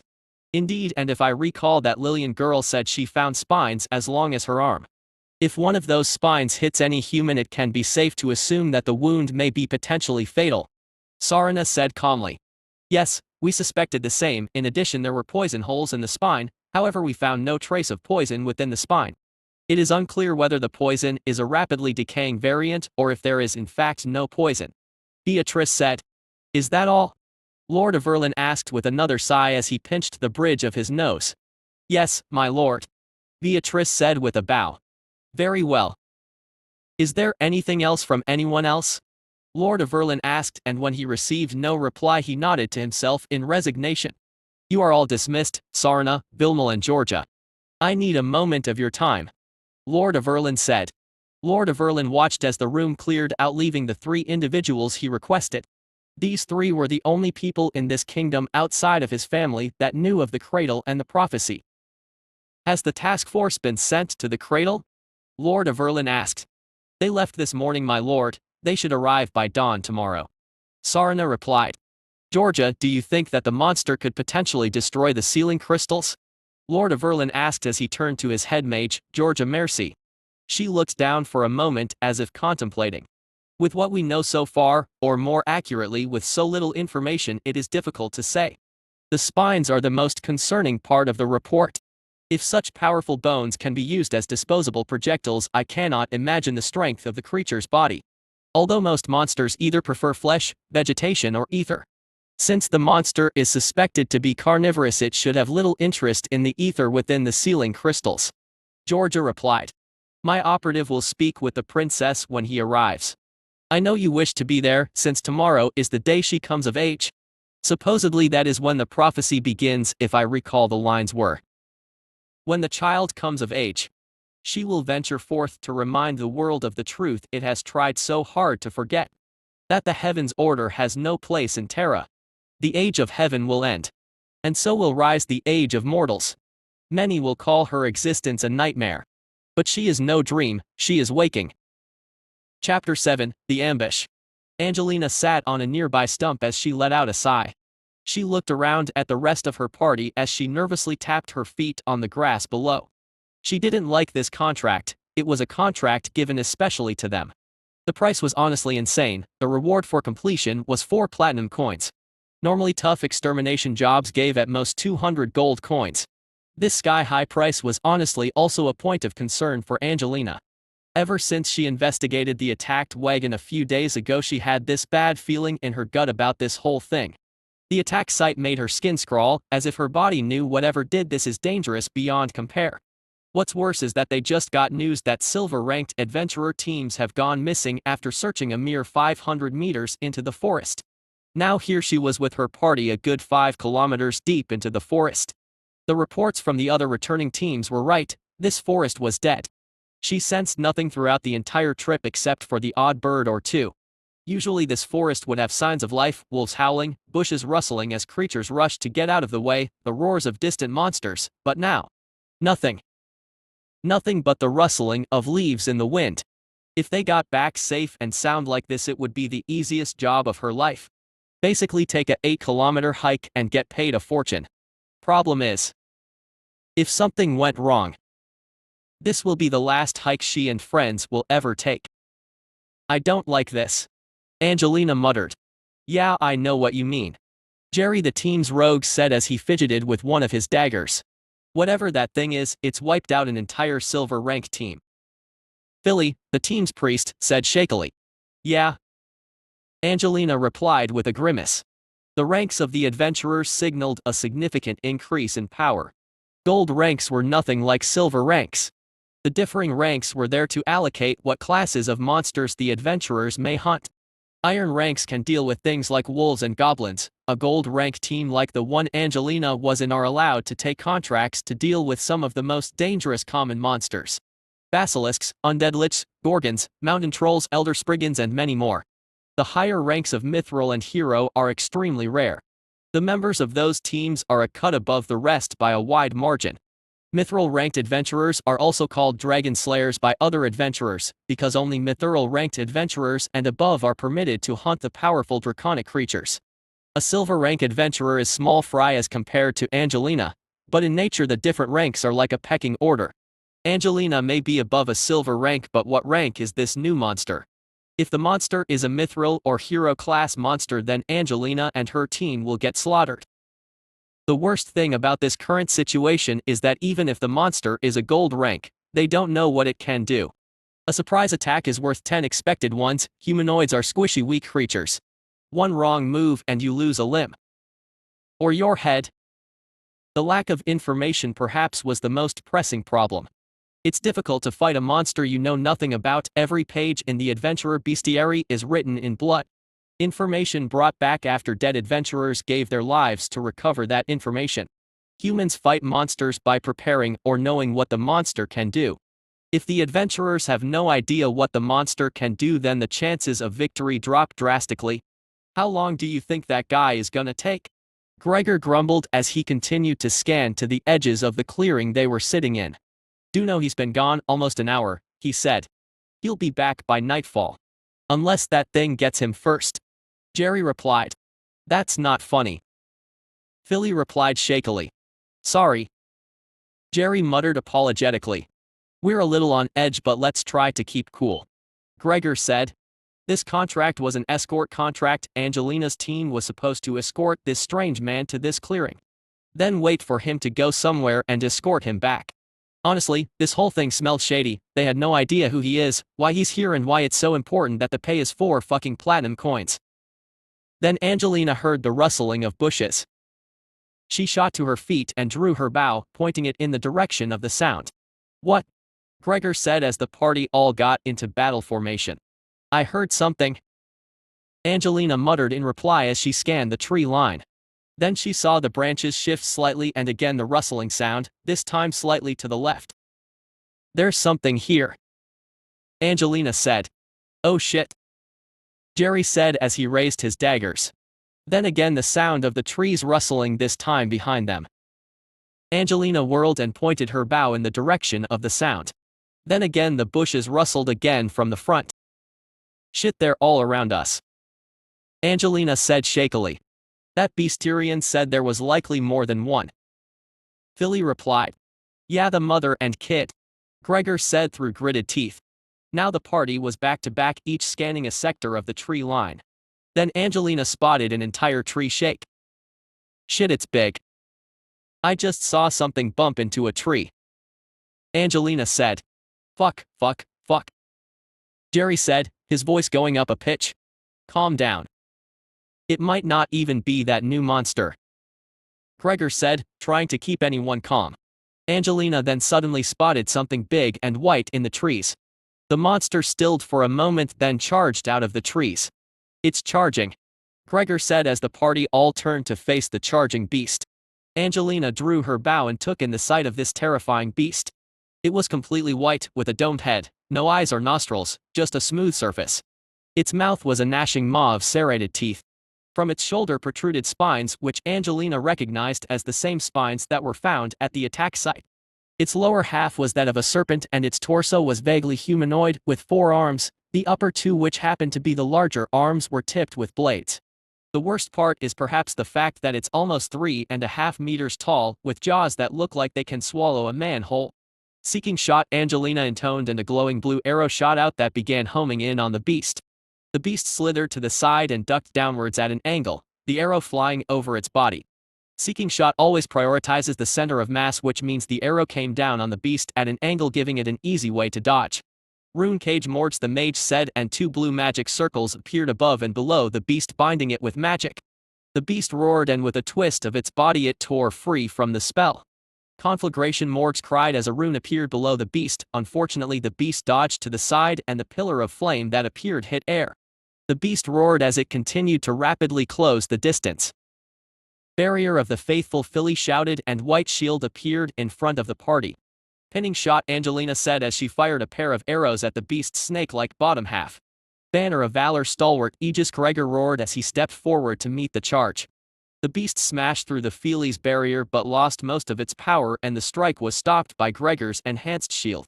Angelina's arrows struck home and the chains appeared between the arrows and binded the beast's lower half. The beast roared as it tried to break free.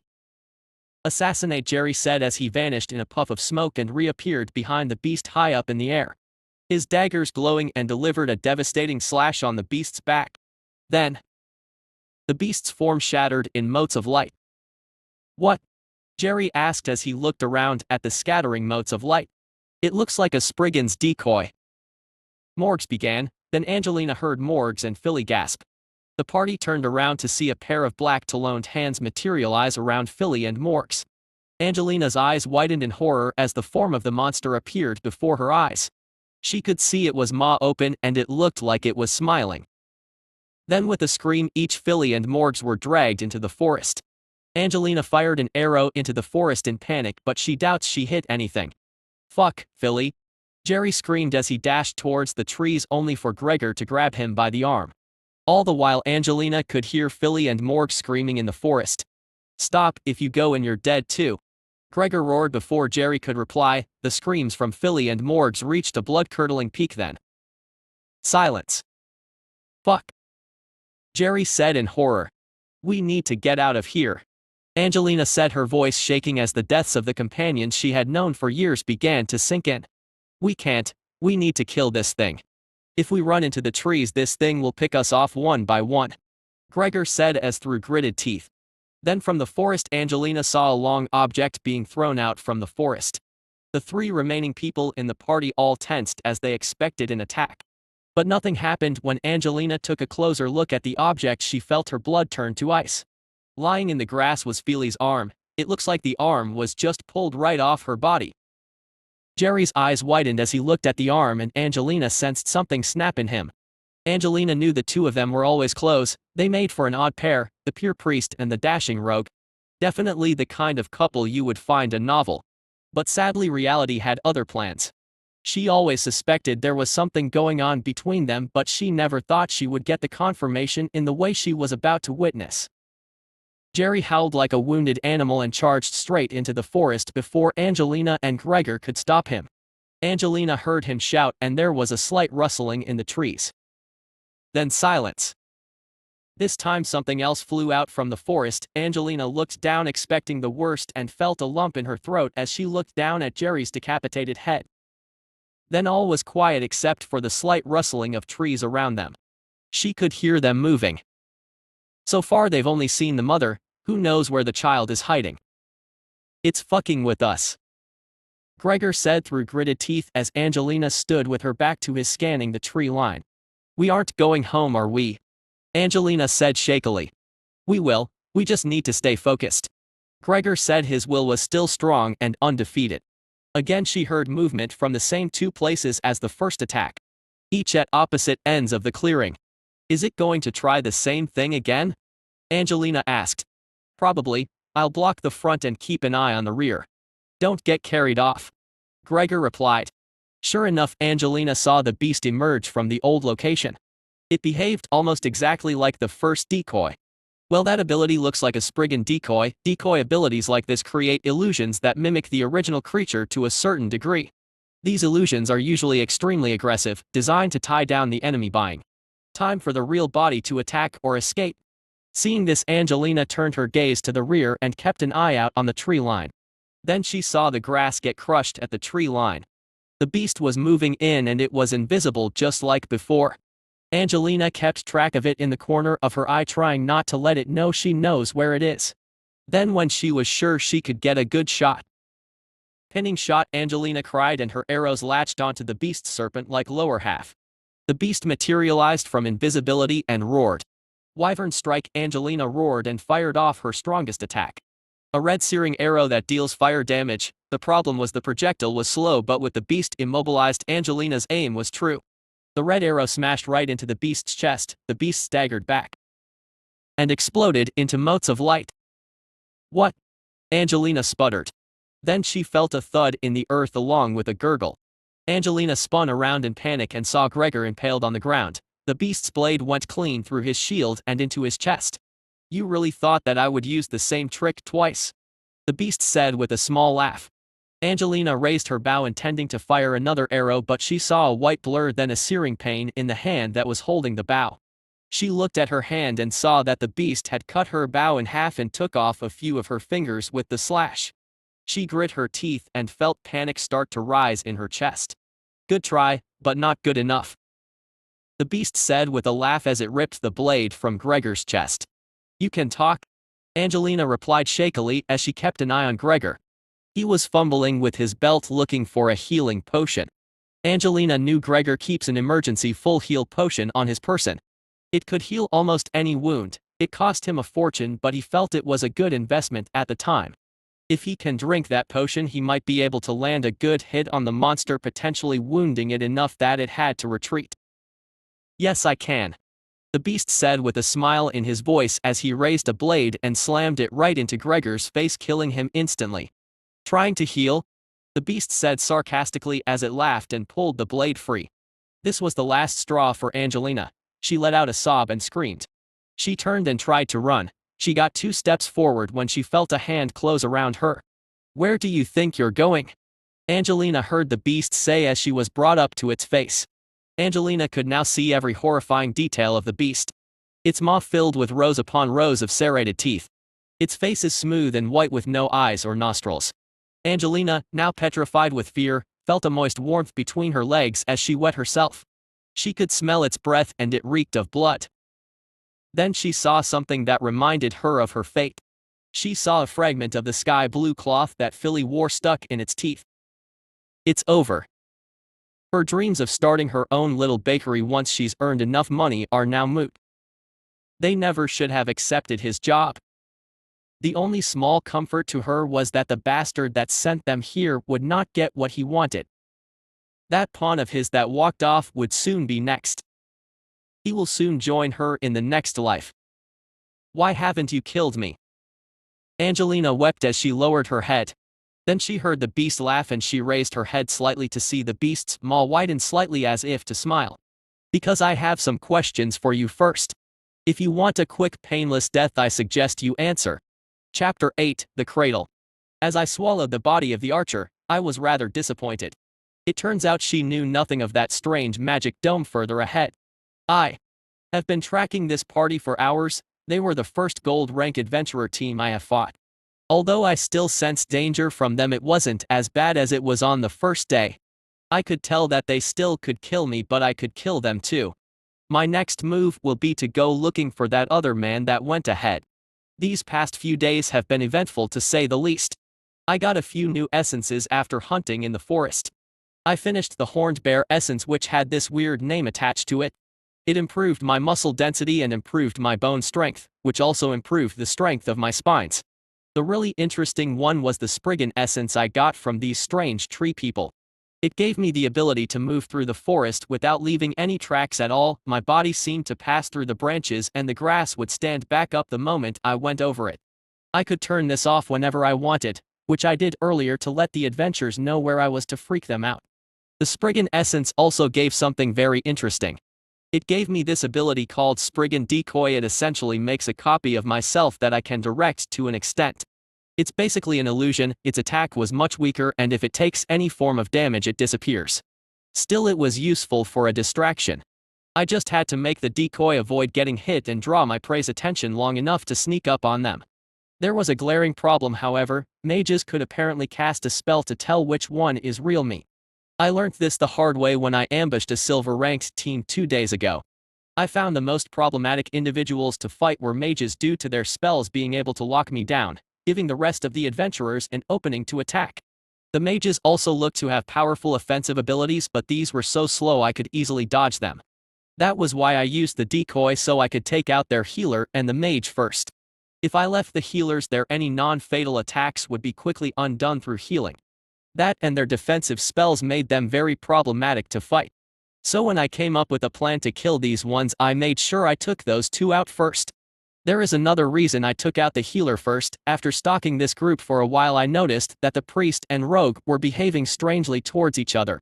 More interestingly, I could sense the priest and rogue were giving off strange scents when they were together. I figured out it was some kind of mating pheromone. Which means the rogue would be really upset if I took out the healer. Something I found out after dealing with a bronze-ranked team was that humans were extremely emotional creatures. I never noticed it much in my past life, but now with my new body I have a fresh perspective on the emotional tendencies of humans. Make a human mad and they would do something stupid.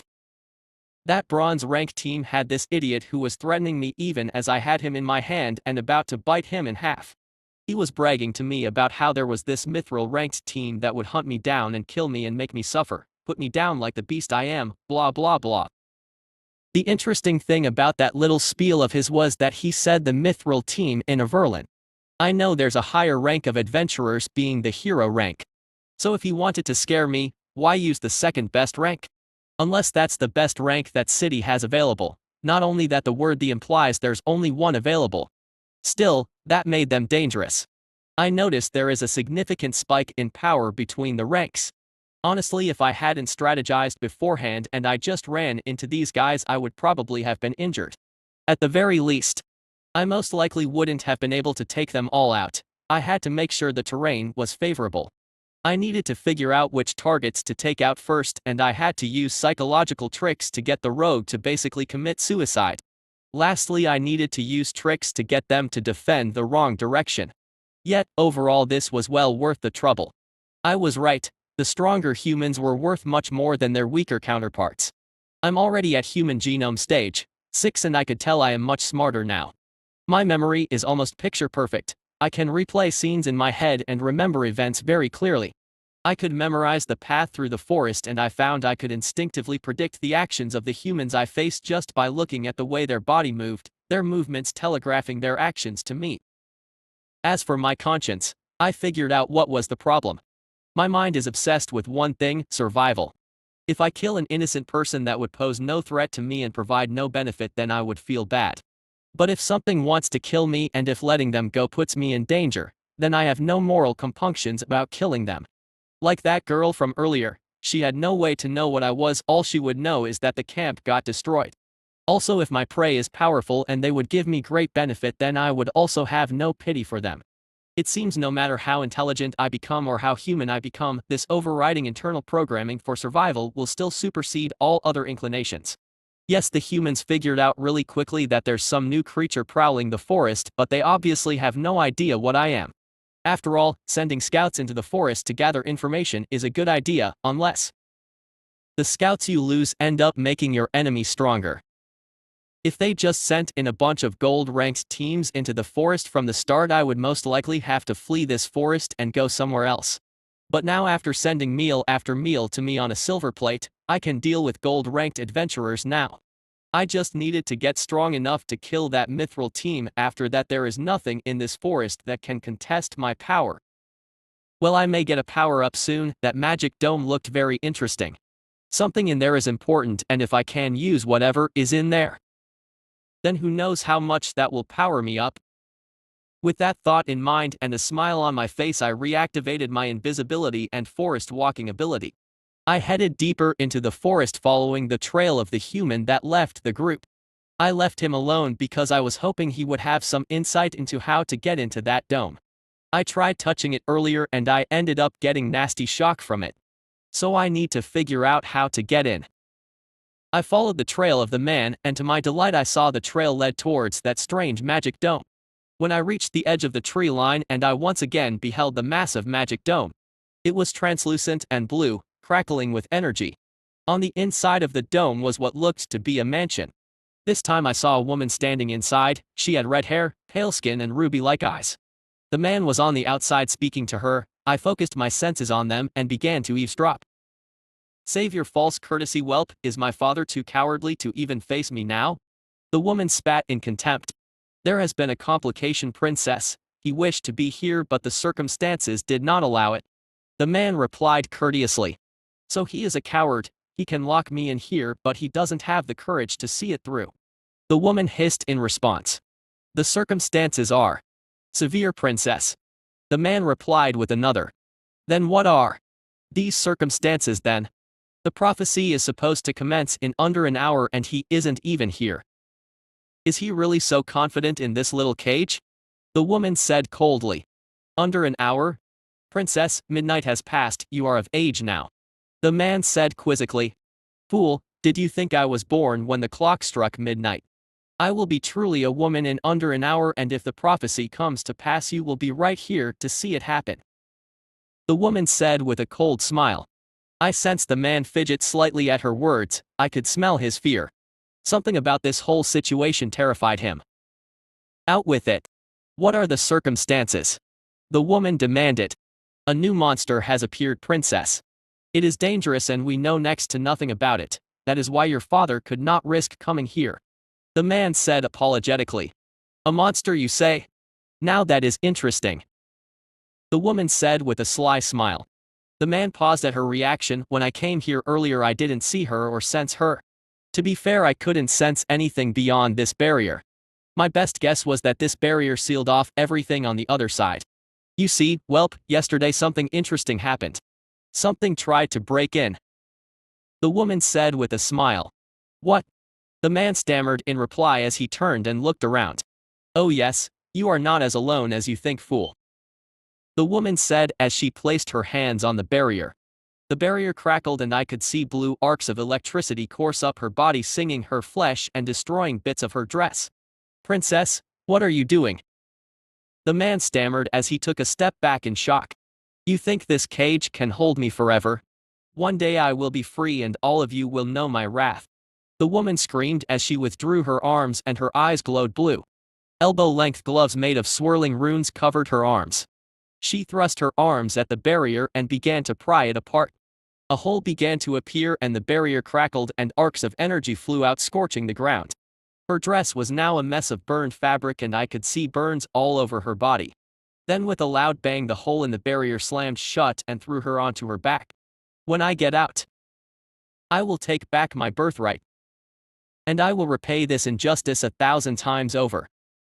The woman said as he panted and stood up shakily. How? The man said shakily. Don't you know? I'm the most talented mage the Academy has ever seen. My lord father, the fool that he is, took pity on me and gave me arcane books for my leisure. I have been making a spell that would allow me to escape. It is still incomplete, but soon I will be free. The woman said as she shifted her gaze up and looked straight at me. She could see me. Well, the mages could also see me when invisible, but they had to activate a spell to do so. I eventually figured out it would be best to kill the mages first. After all, why would they even know to look for me out of the blue? Why are you telling me this? The man said as he looked around again. I could tell he was starting to figure out something was very wrong. Because I don't expect you to see dawn. The woman said with a twisted smile, and I saw her eyes were consumed by madness and hate. Well, the jig is up, might as well have a chat with this woman. With that thought in mind, I began moving closer to the pair. I saw the woman's eyes widened as she saw me approach.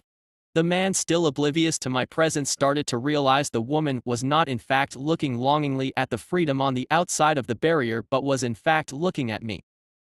The man's body twitched as the woman's gaze shifted upwards to look up at me. The man turned and I materialized in front of him. His face went pale and I snatched him up in one of my arms. He screamed in fear as I held him in hands. There is no need for him. If you want to know how to get me out, I can tell you. If you want to know anything else, I can tell you more than he ever can. He is a pawn, a disposable piece on the board. Why do you think he was sent here on this suicide mission? The woman said with a smile. What she said made sense. And the funny thing about my body is that I can sense when someone is lying.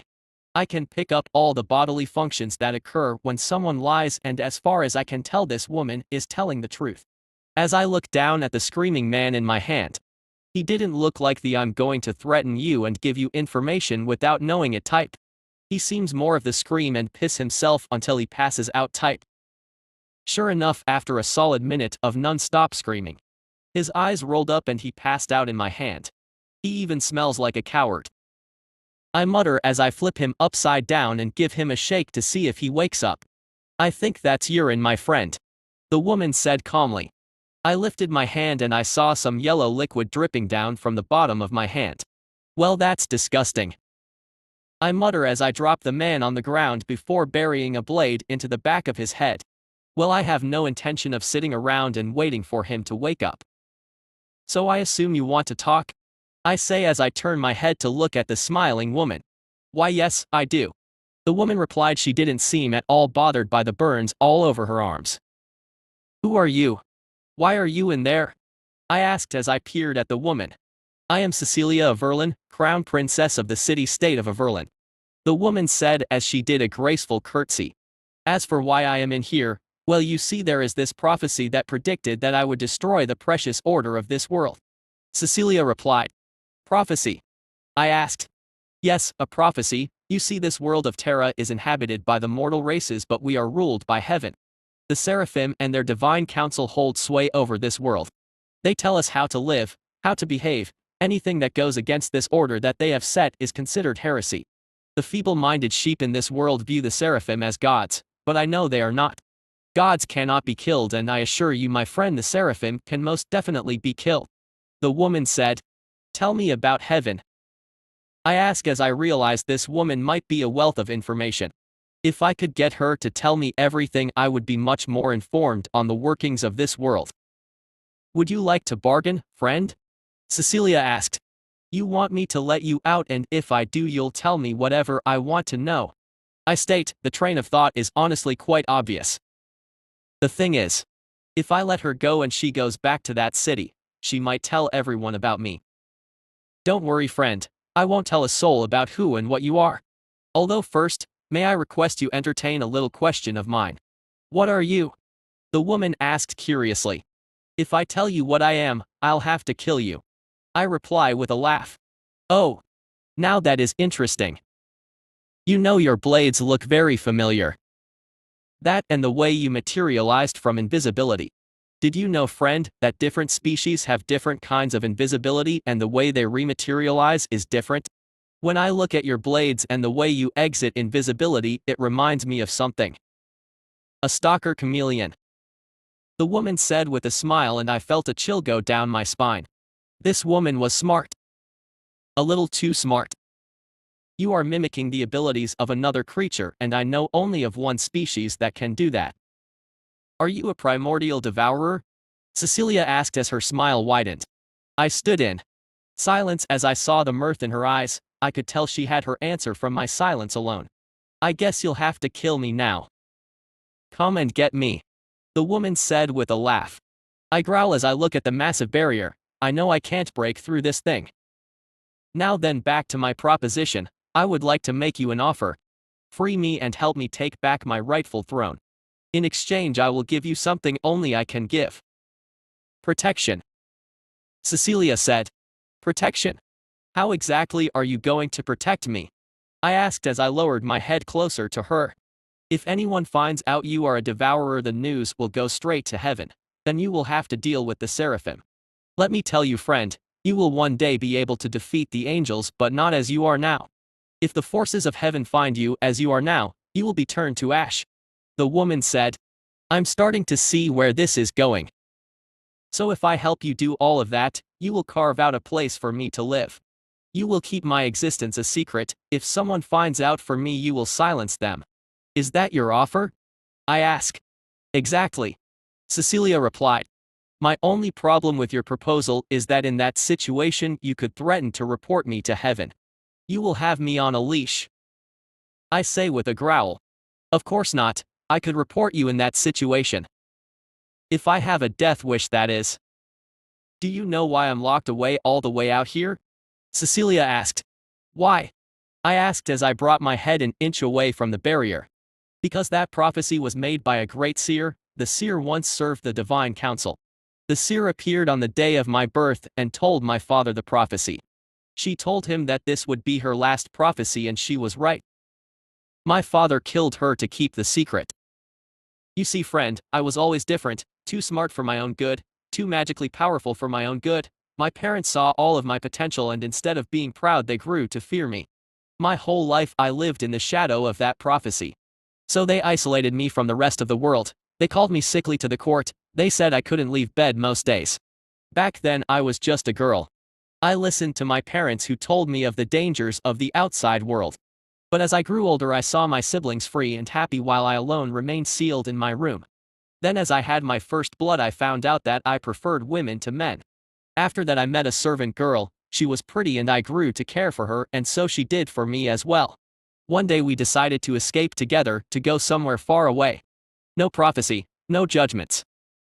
Cecilia said as she lowered her head and I could sense a deep sorrow start to leak out of her. We failed, in the end they tortured her and she revealed how we loved each other, how we laid with each other. Cecilia said then her voice started to change to one of anger. To heaven a man must never lay with another man and a woman must never lay with another woman. Unnatural they called it. Cecilia spat as I saw her eyes once again filled with hate and rage. So they hung her and then they sent me here. Away from everything. 4 years I rotted in this prison, 4 years I waited here alone as a bird in a cage and I have had 4 years to learn to hate everyone that wronged me. Cecilia said as she once again reached forward to grasp the cage as the cage crackled at the touch.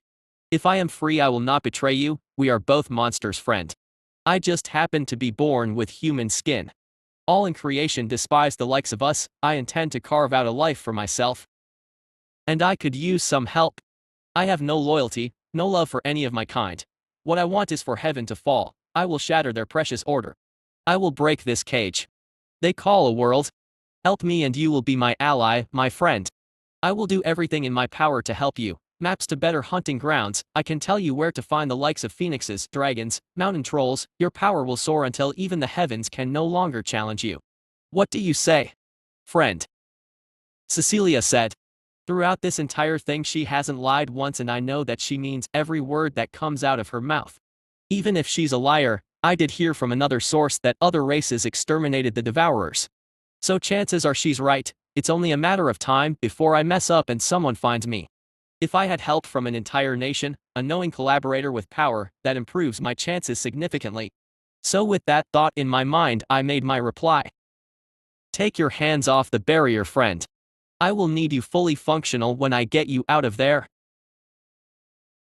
Chapter 9, New Partner.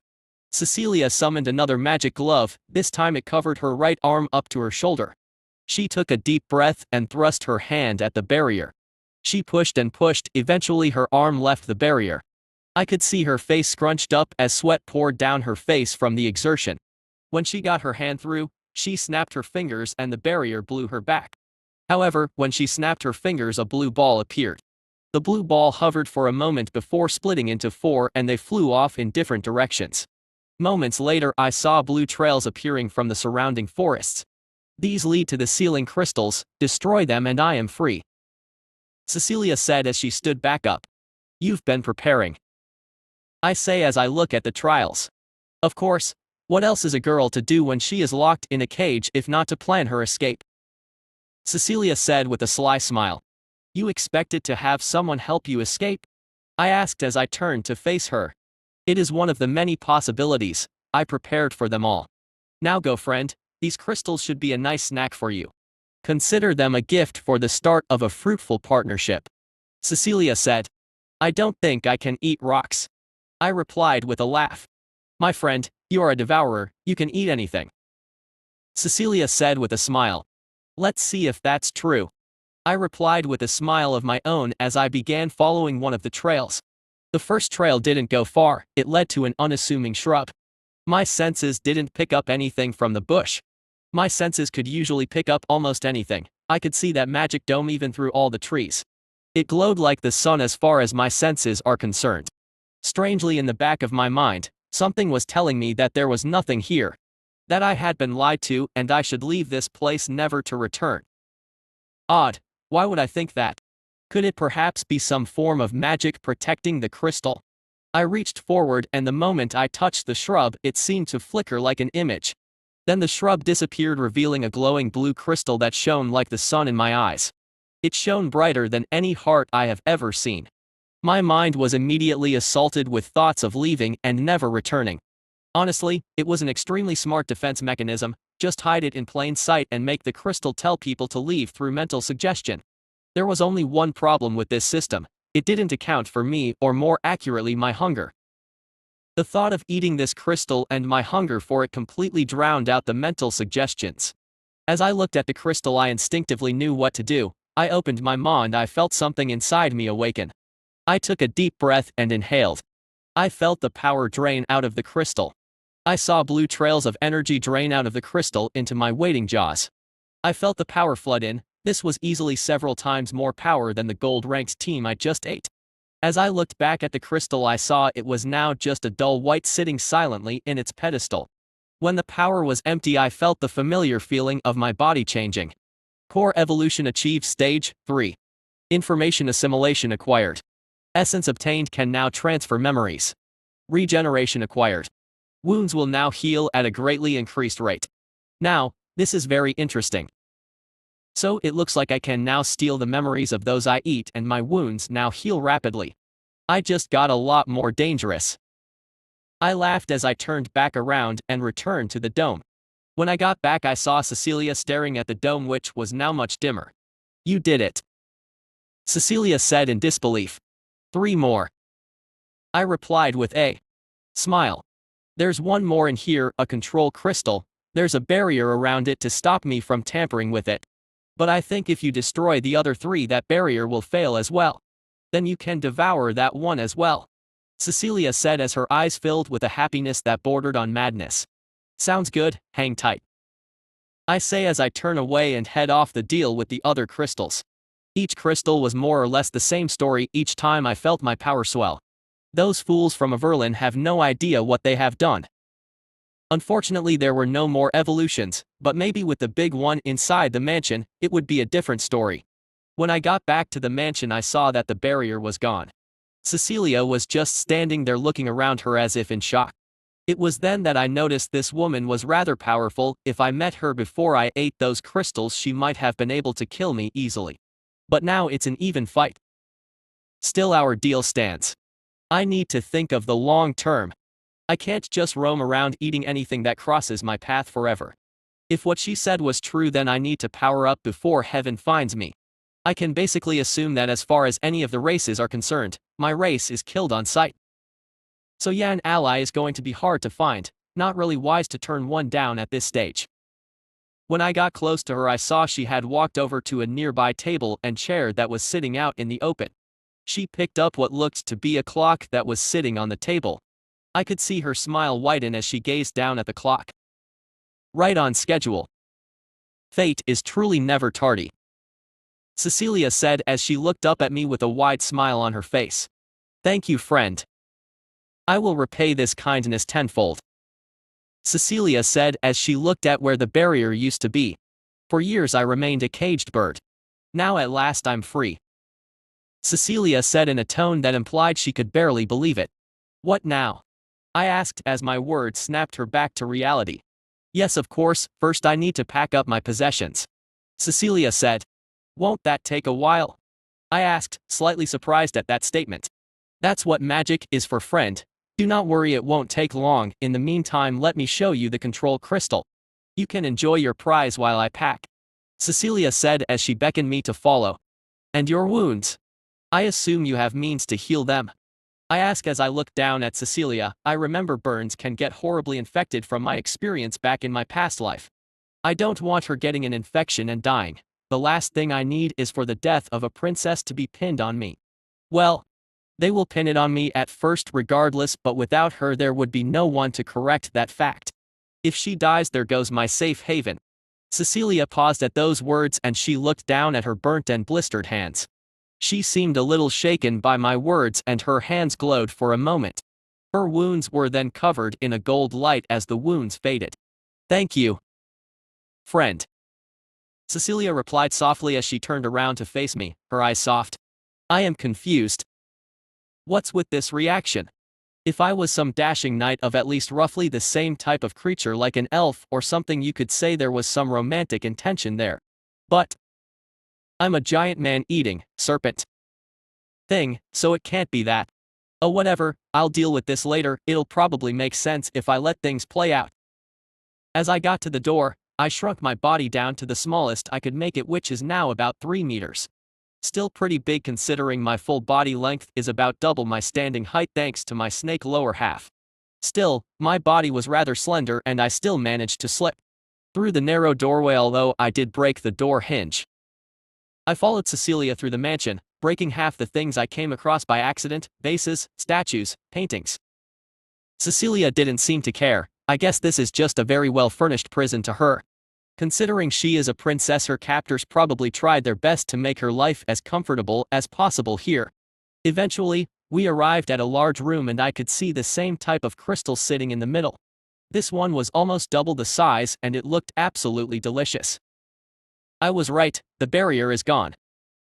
This crystal is just the command crystal, it has no barrier runes, Cecilia said as she stared at the crystal. Do you want to study it first? Or can I just go ahead? I asked. I may really want to eat it, but if Cecilia can get some insight from it, then I could wait. No, it's exactly what I expected, I just never got the chance to confirm my suspicions, Cecilia said dismissively as she turned away from the crystal. Suspicions? I asked as I looked down at her. Why yes, dear friend, I deduced a single crystal of this size cannot sustain such a barrier. So there must be external crystals powering it. The other crystals you ate gave it power, this crystal gave that power form and function. It is just a storage of information, commanding the ether into a usable form, Cecilia explained. You are quite good at magic, I replied. I can teach you when we have the time. I can only imagine the kind of spells your body can weave. There were spell-casting devourers in the old legends, they could use spells that could raise cities to ash. I look forward to seeing how powerful you can be, Cecilia said. Why would you help me learn magic? I asked, confused. Why would someone give up a source of their power? It would only serve to weaken your position of power. Now it would be an even fight. If she taught me magic, I would win easily. Because I know you will one day be more powerful than anything I could ever hope to be. A little magic not going to tip the scales in my favor. That and you are now my only friend and ally. For years I stayed here, all I received from those of my own kind was fear, condescending speech, and mock courtesy. No one truly cared for what I wanted. You are the second living thing in my whole life who doesn't see me as a monster. It's tragic, isn't it? That I can only find companionship in a monster, Cecilia said, her voice cracking slightly. The second? I asked. The first is dead. She was hung, framed for killing me, Cecilia said as her eyes narrowed and watered. Well, I don't plan on dying anytime soon. So let's give this life our best shot, shall we? I say as I lean down to look at her. Are you comforting me? Cecilia asked with a small smile. Just some advice, one monster to another, I say with a smile. I suppose you are right. If my kind see me as a monster, then a monster I shall be. I shall wear their scorn as a badge of honor, Cecilia said as she reached her hand up and placed a gentle hand on the smooth front of my face. Go get packed, friend. We have much to do, I say, and she removes her hand. Yes, we do. Enjoy your meal, Cecilia said, now sounding much more determined. After Cecilia left the room, I looked at the crystal and I felt my mouth water. I opened my maw and I started draining the power from the crystal. I felt the ether within flow into me and I felt my power surge. After this I again felt my body change. Core evolution achieved stage 4. Metabolic boost acquired. Movement and attack speed are now increased. Keratin plating acquired. Armored plates now available to provide improved defensive capabilities. Augmenting. Keratin plating has improved. Bone blades material strength. Greater bone blades now available. I looked down at my body and saw it was now covered in a layer of armored plates. The plates left small gaps so as not to restrict movement. I could see the places that weren't armored were what my body used to be. Those parts were still pretty tough, your average human wouldn't be able to cut through my hide. Those adventurers though could definitely do so, I just somehow knew by looking at them. Now however, let's see how effective their attacks are. I transformed one of my hands into a bone blade and saw the blades now had darker color and looked slightly different. The shape was also different, it now had a longer and curved edge. After I finished examining my new body, I walked out the door to see Cecilia walking down a set of stairs. I thought you were packing, I asked. As far as I could tell she had only changed clothes and put on a small backpack. I did, Cecilia said as she reached into her backpack and pulled out a cube. Her hands glowed for a moment and blue light shot out from the cube. The light hit a spot of the ground and there materialized an entire bookshelf filled with books. That's handy, I say as Cecilia smiled and returned the bookshelf into the cube. It's my own invention, I made it in preparation for the day that I would leave, Cecilia said with a smile. Now I suppose we should find a place to stay. I don't mind if you are currently staying at a cave or some similar form of residence. As long as it is hidden and has shelter I will be fine, Cecilia said. Oh, I know where to go, I think it'll be better than a cave, I say with a smile as I think back to the tomb where I was born. Oh, Cecilia asked as she tilted her head slightly at my statement. I laughed and I began moving towards the door. As I did so I turned to look at her. You'll see what I mean. I think you'll like it seeing as you seem to like magic so much. Chapter 10, Home Sweet Home. I cradled Cecilia in my arms as I sped through the forest heading to where I have been staying for the past week or so. The journey on human legs would take days, but for me it took only about 3 hours. Judging from my estimation I can move at about 40 kilometers per hour at full traveling speed. I couldn't achieve that speed in battle, of course. The rapid movement of battle and the momentum from my body made it so that I couldn't go this fast without risking falling over. As I sped through the forest I could hear Cecilia laughing as the wind blew through her hair. I looked down and I saw her face alight with pure sincere happiness. I guess feeling the wind in your hair after being caged for years would be quite exhilarating. We soon arrived at the opening of the cave that led to the tomb where I was born. Here we are, home sweet home, I say as I stand at the opening of the cave. I'm sorry, I don't understand, Cecilia asked as she looked up at me. Don't worry, it's not as bad as it looks on the outside, I replied. I think you are seeing something I'm not, Cecilia said as she began looking around. Do you not see the cave entrance in front of you? I asked as I looked at the entrance right in front me. No, Cecilia said as she casted a spell. Her eyes glowed for a moment. She looked around and then she casted another spell, then another, then another. 4 spells later she shook her head as she looked back at me. I put her down and reached forward towards the cave entrance.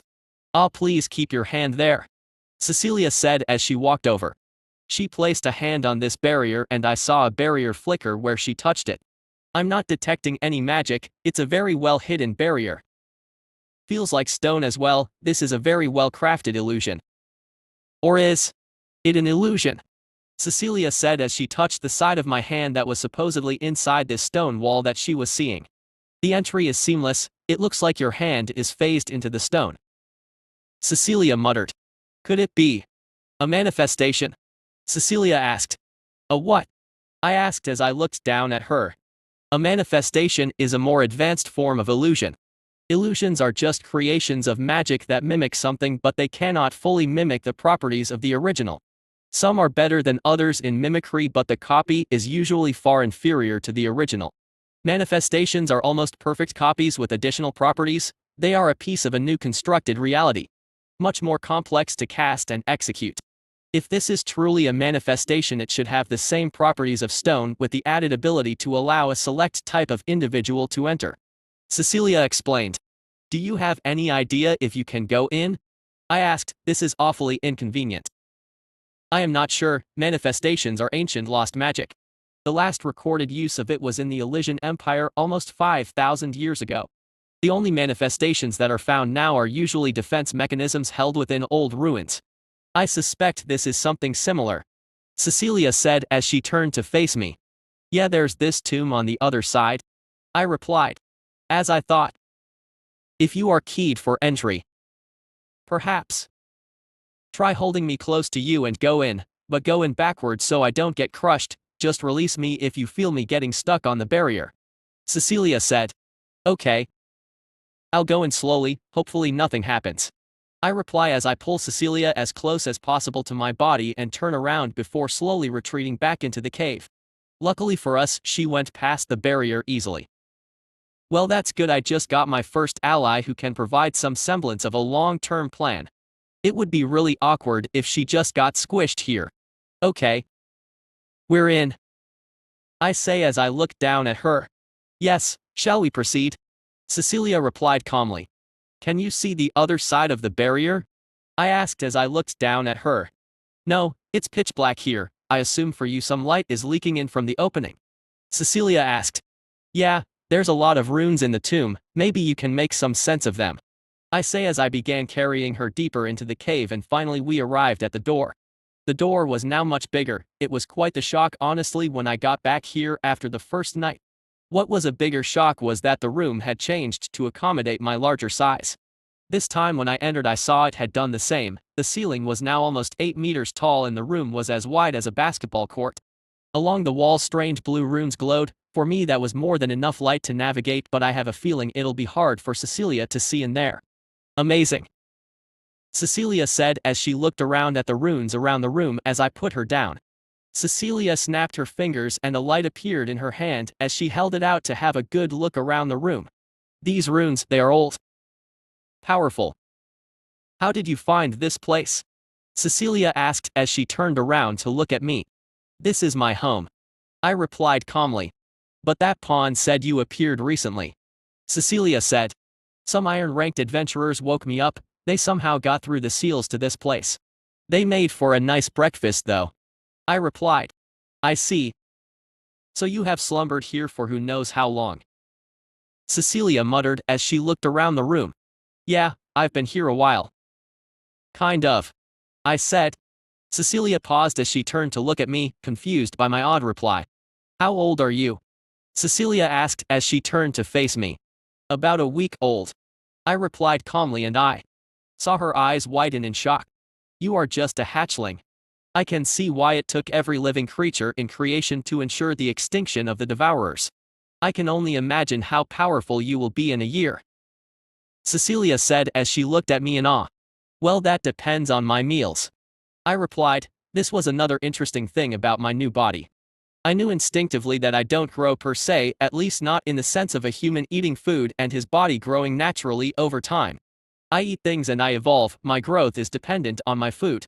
No food and I don't grow. Simple. Then I must get you the right food, growing boy that you are, Cecilia said with a sly smile. Let's get you settled in first, shall we? I said as I let out a small laugh. Honestly, I'm not going to lie, I kind of like Cecilia. Her odd twisted personality seems to fit nicely with my slightly psychopathic one. Okay, maybe a little more than slightly. Yes. Although these runes, I have a suspicion, Cecilia said as she walked over to a section of the wall that had this weird magic circle written on the wall. I think this is a control panel, Cecilia said as she gazed at the magic circle. What makes you say that? I asked as I gazed at the strange magic circle. The thing is, there were a lot of magic circles all around in the room. Some were on the floor, some on the walls, and there was this really big one on the ceiling. The one on the ceiling looked to be made of hundreds of small runes. What made this particular one special? Don't get me wrong, they all looked a little different. Maybe she could read some of these runes. I recognize some of these runes. This one is Axital when combined with these two, Regar and Wix. This combination is common in control crystals. I don't see this combination of runes anywhere in this room as far as I can tell. I can't really see the runes on the ceiling clearly, but it makes little sense to put a control panel there anyway. The creators of this place needed a way to test the magic of this place, Cecilia said as she ran her hand over the magic circle. Okay. But that's 3 out of the 20 or so runes there, I say as I gaze at the magic circle. Do you see how the runes are arranged? Linked in a triangle formation at the corners of the formation, Cecilia said as she ran finger along each line forming a triangle. Yeah, why? I replied, listening intently. When these runes are placed like this, it forms what is known as an interface control structure. All the other runes are merely command runes that run within the structure. The exterior runes also have the formation of signal nodes, which implies this formation is designed to send signals to other parts of this room, Cecilia said as she pointed at the edges of the formation. Okay. So do you know what to do? I asked. I might. Give me a moment, Cecilia said as she took out that cube from before, and from it she summoned an old tome. Cecilia then lifted the ball of the light into the air, leaving it floating.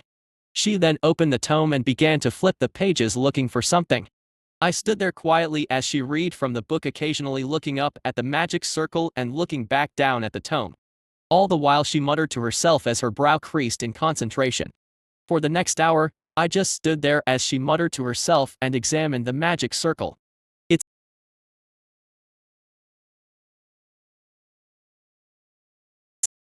But why in this arrangement? Ah, it's a stabilizer. What? The variance of the runes, their excess power, where does it go? Could it be? Yes. Yes, it is, the flow of power. Is the formation. Fascinating. Finally she slammed the tome shut with a victorious smile on her face as she gazed at the magic circle. Figured it out? I asked. By now I was lying on the floor and just gazed at her in boredom. Yes. Cecilia said as she turned around and realized I was lying on the ground. Oh. How long did I take? Cecilia asked, a little embarrassed. About an hour, it's fine. I said as I rose back up to my standing height. Okay. I should be able to mark myself as allowed within this tomb's magic system. Cecilia said as she tapped at the magic circle. The runes spun and glowed, then suddenly they froze and began to glow brighter than before. Authorization required. I heard this voice ring out in the room. Huh. This seems a little sci-fi. I think you need to touch this circle, Cecilia said as she pointed at the magic circle that was now protruding from the wall and slowly spinning. Okay. I said as I reached forward and touched the circle. Immediately the room began to shake and I heard that voice rumble out. Authorization acknowledged. Adjusting parameters for human habitation, the voice said as I saw the room seemingly shift before my eyes. The stone floor started to shift and the walls began to move. This is the first time I have actually seen the room change. Previously the room was always changed when I arrived. It was oddly hypnotic to see the dark stone walls shift and move like there was some great mechanism just beyond these walls. Amazing. The complexity required to create such a functionality. The only ancient ruins I have read about are old and dilapidated. None of the original internal systems were still functional. Cecilia said in awe as the room shifted. The room grew larger and I saw what looked to be a room appear. Magic lights appeared in the room as the walls shifted and they popped out of the walls, illuminating the dark area. I saw an area of the floor open up and I saw what looked to be a fountain appear. From it sprang clear sparkling water, then a hearth with flames crackling within popped out of one of the walls. By the end of it all, this place looked much nicer and it looked much more livable as well. Whoever designed this place knew what they were doing. I knew this place could change, but I didn't think it could change like this. Well, this looks much more hospitable, Cecilia said cheerily as she clapped her hands. Huh, didn't expect this. I say as I look around the room. There's even a bath, Cecilia said in delight as she poked her head into the room that was formed. I went over to the door and as I peered in I saw a steaming pool of water. I watched as Cecilia began offloading whatever she packed into her magic cube. As far as I can tell, she brought everything in her personal bedroom. Soon the whole room was filled with her things. She had a lot of books. She had enough books to fill a small library. Good thing her personal room was rather large. Then she summoned out one last thing. From what I could see, it was a small gold locket. I saw her open it and I started to sense sorrow from her as she gazed down at the locket. The sorrow slowly turned to anger, then anger became rage and rage became wrath. I saw her eyes fill with hatred as she closed the locket with a snap, her lips curled into a snarl. If looks could kill, her expression would be a bomb primed with explosives, waiting to explode and destroy everything at just the right moment. Then I heard her whisper under her breath as she gently put the locket onto one of the shelves. I will make them pay. I will make them suffer. I will have my vengeance. Chapter 11, Plans, Plots and Conspiracies. Lord Averlin bit his thumb as he fidgeted with the quill in his hand as he waited for the news. That first party he sent to the cradle has vanished. He had hoped since the cradle is further away from the previous attack sites, the party would make the journey safely. He even sent a group of guards into the forest on a scouting mission to act as bait, using the excuse of finding that mystery tomb or bandit camp to justify the decision. All the while he prayed that the beast would target the guards instead of his party. The party was supposed to return 2 days after being sent out. But that was a week ago. This time he asked his spy master Sarna to send some of her best operatives to approach the cradle from multiple directions, praying they would be able to verify if Cecilia was still there. The disappearance of the first party, the appearance of the beast, and the supposed commencement of the prophecy. Idly he wondered what sin did he commit for spiteful fate to punish him so. Then he heard a knock on his door and he sprang to his feet. "My lord, my scouts have returned," he heard Sarna say from the other side of the door. "Enter." Lord of Erlin said, his mouth dry and his body shaking from the tension. When the door opened he saw a somber Sarna enter with 5 of her operatives. He could tell it was bad news judging from the expression on her face, and he felt a chill go up his spine. "What news?" Lord of Erlin asked shakily. "The cradle has been breached, my lord. Princess Cecilia is nowhere to be found," Sarna said. Lord of Erlin sat back down shakily and he buried his face into his hands. He knew what this meant: either his dear daughter was dead or the prophecy has been put in motion despite his best efforts. This beast must be a servant of this prophecy. There is no other possible explanation. What's worse, they still know next to nothing about the heavens be damned thing. The only bit of information is that it could kill anything that they sent into the forest. Should they request the aid of the other city-states? No, if anyone else found out that he was harboring the subject of such a dire prophecy, the Divine Council will have his head. They will burn Averlin to the ground to serve as an example for the other city-states. "What have you found out?" Lord of Erlin said quietly, his eyes shut as he grasped his hair in frustration and desperation. No signs of a struggle at the cradle. The sealing crystals and the control crystal have all been drained dry. Not only that, examinations of the interior have revealed some unsettling things. We have found signs that the beast was in the house. The same serpent trail was found in the house, and the princess's room is empty. It looked as if she just packed up everything including the furniture and left. Sarna replied. "So she left willingly. That beast helped her escape?" Lord of Erlin said through gritted teeth. "We believe so. We also suspect the beast could somehow drain the ether from the crystals," Sarna replied. Then something snapped in Lord of Erlin as he shot to his feet and swiped everything off his table. All his documents, pens, cups, delicate magical artifacts, all clattered onto the floor, with the more fragile items shattering. Sarna looked on calmly as Lord of Erlin, now enraged, grabbed the bottom of the table and flipped the whole thing over with a roar. "My lord, this is no time for an outburst," Sarna said calmly, completely unfazed by the display of self-destructive violence. 18 years I have labored, ever since I heard that damned prophecy," Lord of Erlin roared as he delivered a kick to his now upturned table.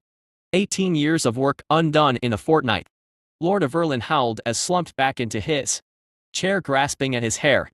"My lord, how should we proceed?" Sarna asked calmly. "Those damned fools, they went out to that tomb and released who knows what forgotten horror into this world," Lord of Erlin muttered as he ignored Sarna's question. "My lord," Sarna said, this time a little louder and her tone a little colder. Lord of Erlin paused, seemingly momentarily brought back to his senses. He pondered the question: what the hell does he do from here? He needs more information. If he wants the only Mithril team to even stand a chance against the beast, he needs to get them at least a list of attributes. They will need to know its strengths, its weaknesses, its attack patterns, which part of the body is vulnerable. If an adventurer knows what to expect, then they can even take on monsters that are a tier higher in some cases. But if they know nothing about the monster, then even Mithril-ranked adventurers can be taken down by a gold-ranked monster. This complicates things significantly, as now, due to this unknown factor, the monster might just be a silver-ranked monster that was able to use the element of surprise on every adventurer so far. Or it could be a hero-ranked monster that simply overpowered every single team so far. The loss of the teams tells him nothing. Arrest the family of the adventurers that went to that tomb, Lord of Erlin said. "They have already been interrogated, my lord," Sarna replied calmly. "I know, I remember. Arrest them and make sure they know nothing. I want everything they know. Torture them if you have to," Lord of Erlin said coldly. "Is that wise, my lord?" Sarna asked as she tilted her head slightly. "You know the prophecy, you know what is at stake. We can no longer afford to be gentle," Lord of Erlin growled. Idly as Sarna looked at him, she noted he looked like he was starting to look a little unstable. Word will spread that you are arresting citizens for no good cause. With the lockdown of the roads, many businesses have been affected, the public already grows restless. I feel if things continue to deteriorate, we will begin to see agitators in the population. Sarna said. Where are the families of the adventurers? Lord of Erlin asked. They came from 2 small villages, Village Wheaton and Village Hearthstead, Sarna replied. Population? Lord of Erlin asked. 8 families each. My lord. Sarna replied as she started to feel something was wrong.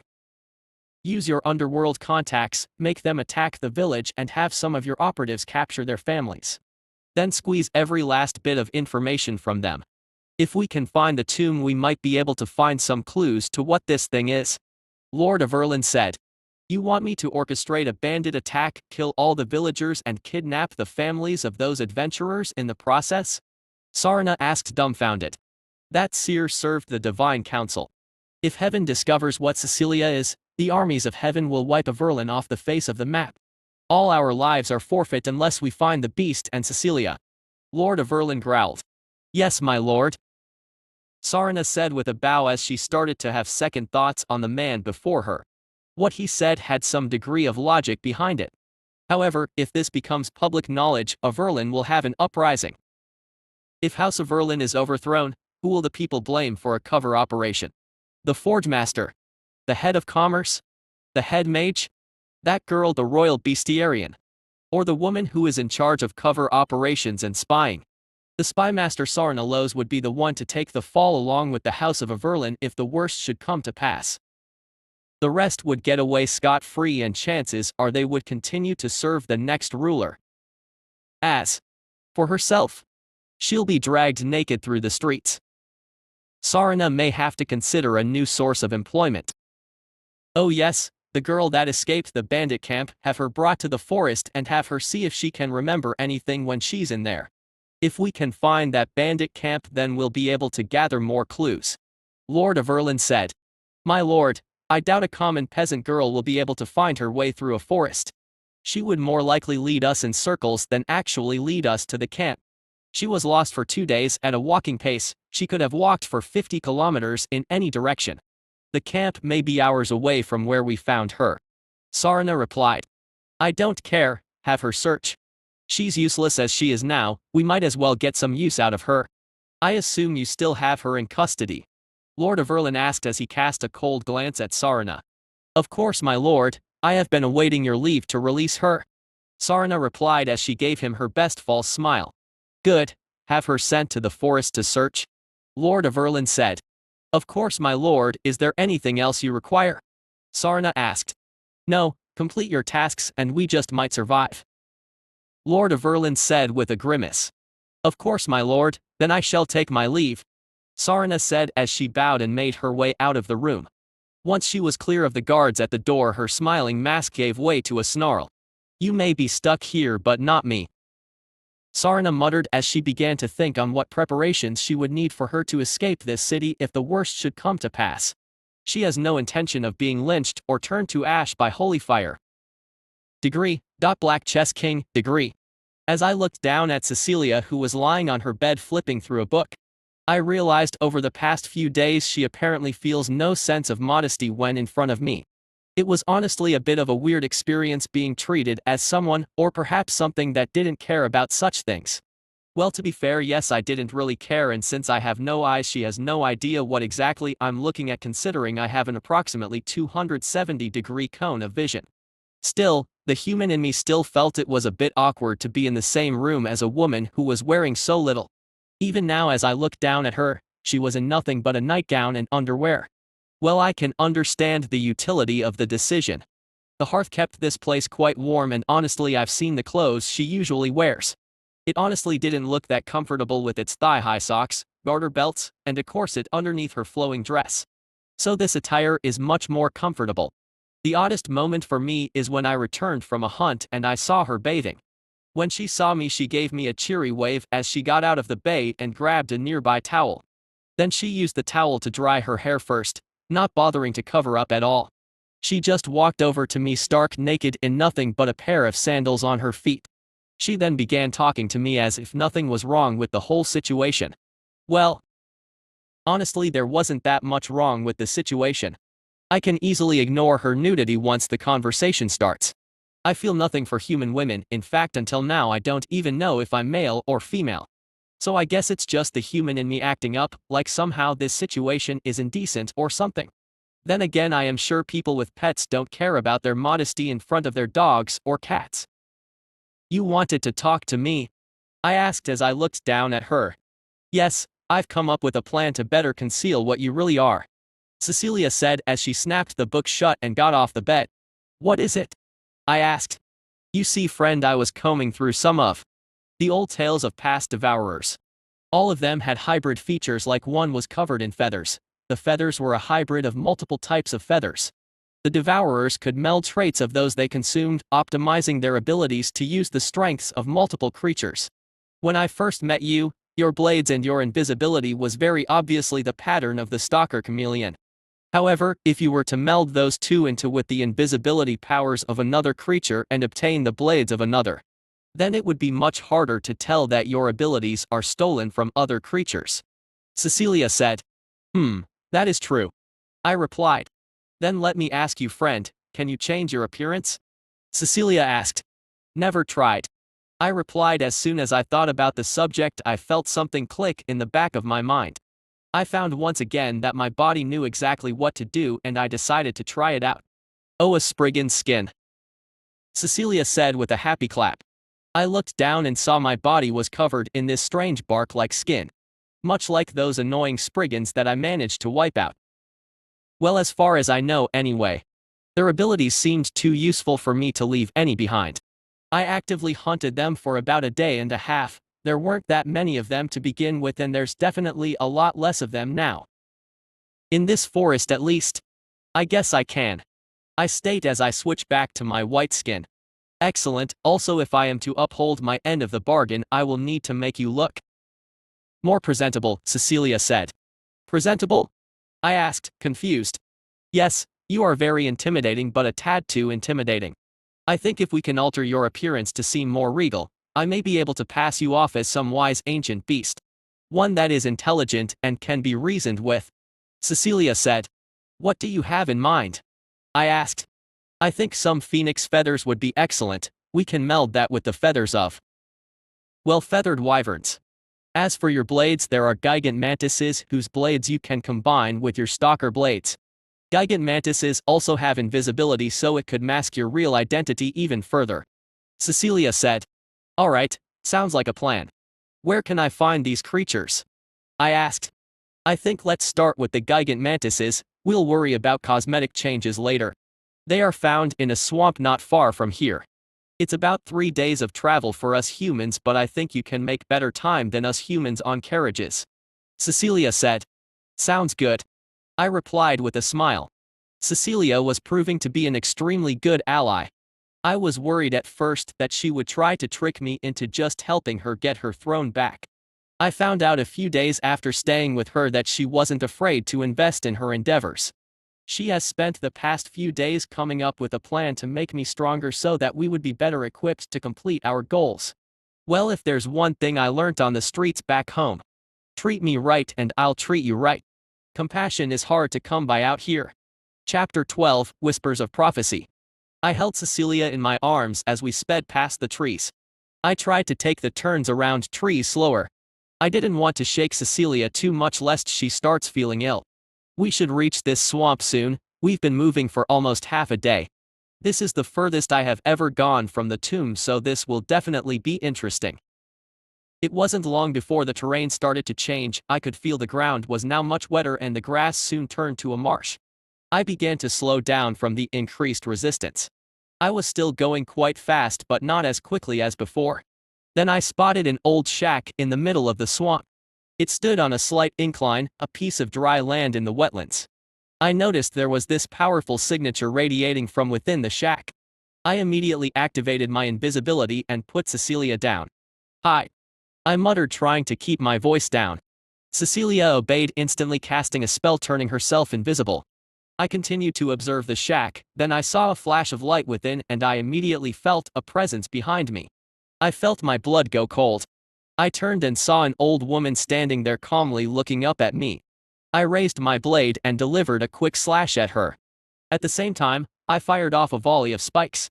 The old woman held her hand out and my blade was stopped by a barrier. My spikes as well were just stopped midair. When I tried to pull the blade back, I realized my blade was held in place by some kind of magic. I looked down at the woman and I saw her eyes were glowing gold. This is very bad. Calm yourself, friend. Long have I waited for your arrival. The woman said, her voice old and weary. Who are you? Cecilia said as she rematerialized from invisibility. A friend, Princess Cecilia. The woman said as I got a good look at her I realized her eyes were horribly scarred. It looks like someone took a blowtorch to her face.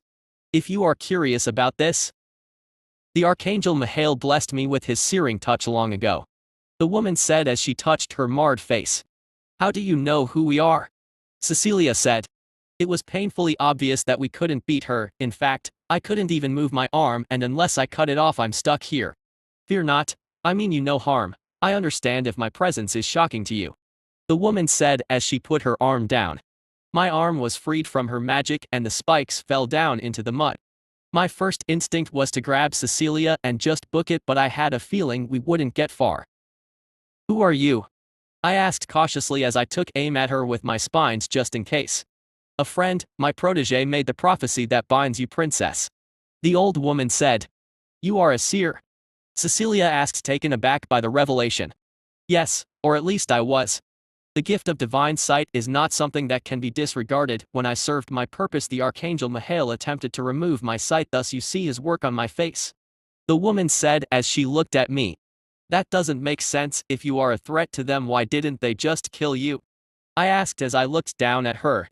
Arrogance, my friend. My gift was too powerful to be let loose into the world. Now that they had their replacement, I was no longer useful to them. So they blinded me to ensure I could not use my sight, and for my long years of service, they allowed me to live. After all, what can a sightless seer do? The Archangel was so confident in his power he did not think to gouge my eyes out. He felt this was sufficient. Unfortunately for him, the sight is not so easily lost, even if it is greatly weakened. As the woman's eyes glowed anew before fading, revealing milky white eyes. What do you want with us? Cecilia asked as she furrowed her brows. This is a poor place to speak. Shall we head inside? The woman asked as she waved her hand, and the ground below us glowed with runes. In an instant, we were now standing outside the shack. With another wave of her hand, furniture appeared. 2 chairs and a table now stood atop the small patch of dry land. Have a seat, the woman said as she gestured to one of the chairs. Cecilia gave her a look before warily taking a seat. I just stood at the side on guard as I carefully observed the old woman. What do you want from us? Cecilia asked again at this enigmatic woman. Nothing. I want nothing from you. What I want is to help you, the woman replied. As she conjured up a teapot and 2 cups. She calmly poured a cup and pushed it towards Cecilia. Cecilia raised a brow as she gazed down at the cup. She looked back at the smiling woman and her hands glowed as she cast a spell on the teacup. Fear not, princess, it isn't poisoned. Though they say poison is a woman's weapon, I have no need for such methods. If I wanted you 2 dead, you would have already departed this mortal coil. Walpurgis fire, the woman said as her eyes glowed once more, and high above us a massive black fireball appeared above us. I knew inst hit by that fire I would be done, but as soon as it appeared it vanished. Walpurgis fire. That's a hero-ranked spell, Cecilia said in shock as she gazed at the woman. Bah, the adventurer ranks, a foolish metric. The hero rank is just the beginning of strength. The adventurer guild, they are tasked to clean up the chaff, the vermin. They would stand no chance against a true opponent. Like your friend here. Princess, the world is a far more dangerous place than you can possibly imagine. The blood of the firstborn, their essence still flows in some of their progeny. Though that essence has been watered down over the eons, the successors of the firstborn still walk this world. You are one of them, princess, the woman said with a smile. Firstborn? Do you mean the Devourers? Cecilia asked. Devourers. A name born of a pedestrian understanding of this world, the woman said with a scoff. Although the name is accurate to a degree, it does not do your friend justice. The successors of the firstborn are powerful, much more so than your average sheep crawling through the muck of this world. The Adventurer Guild gives the title of hero rank to teams that can fell a beast that once only heroes could. The elder dragons, the primordial elementals, the ancient phoenixes, all of which bore the blood of the firstborn. The heroes of old once served heaven, fighting under their great lie. After the heroes nearly wiped them off the face of creation, heaven turned on them. For they were the last loose end, the only ones who remained on Terra who had the power to challenge the rule of heaven. Oh, the seraphim spun such honeyed lies, princess, promises of order and peace. A world without the all-powerful beasts that could raise city and empire. But the truth, how cruel the truth is, the seraphim just wanted this world weak lest the sheep rise up against the masters. The woman said, "This is all very interesting, but I fail to see how any of this is useful to us," I replied as I gave the woman a look. "Patience, my friend, but yes, perhaps I rambled for too long. What I will give you, princess, is knowledge," the woman said as she waved her hand, and hundreds of books appeared around us. "My collection, arcane tomes, Necronomicons, ancient grimoires. All of them for you, a gift to an heir of the firstborn," the woman said with a smile. I watched as Cecilia walked over to one of the stacks of books and picked one up.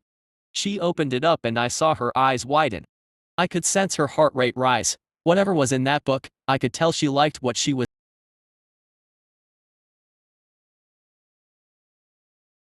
The woman said, and I leaned forward wondering what she would offer me. "I offer you advice, a direction, a strategy. I have already made arrangements with individuals all across this world.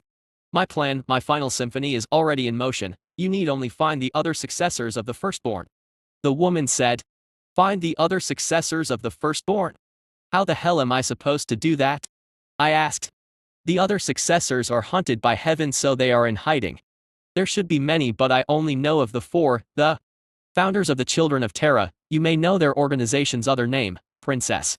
The Syndicate," the woman said. "The Syndicate? They are run by the successors?" Cecilia asked in shock. "What is this syndicate?" I asked as I looked at Cecilia. "They are a criminal organization as far as I know. They have branches in every city-state. They don't do much most of the time. Most of the underworld, and funnily enough most of the crowns, know only one rule of action towards the syndicate. Don't fuck with the syndicate. Some monarchs have tried to remove the syndicate's presence from their cities. And those monarchs were removed from their thrones," Cecilia said. "I think we just found our way to get your throne back," I say with a smirk.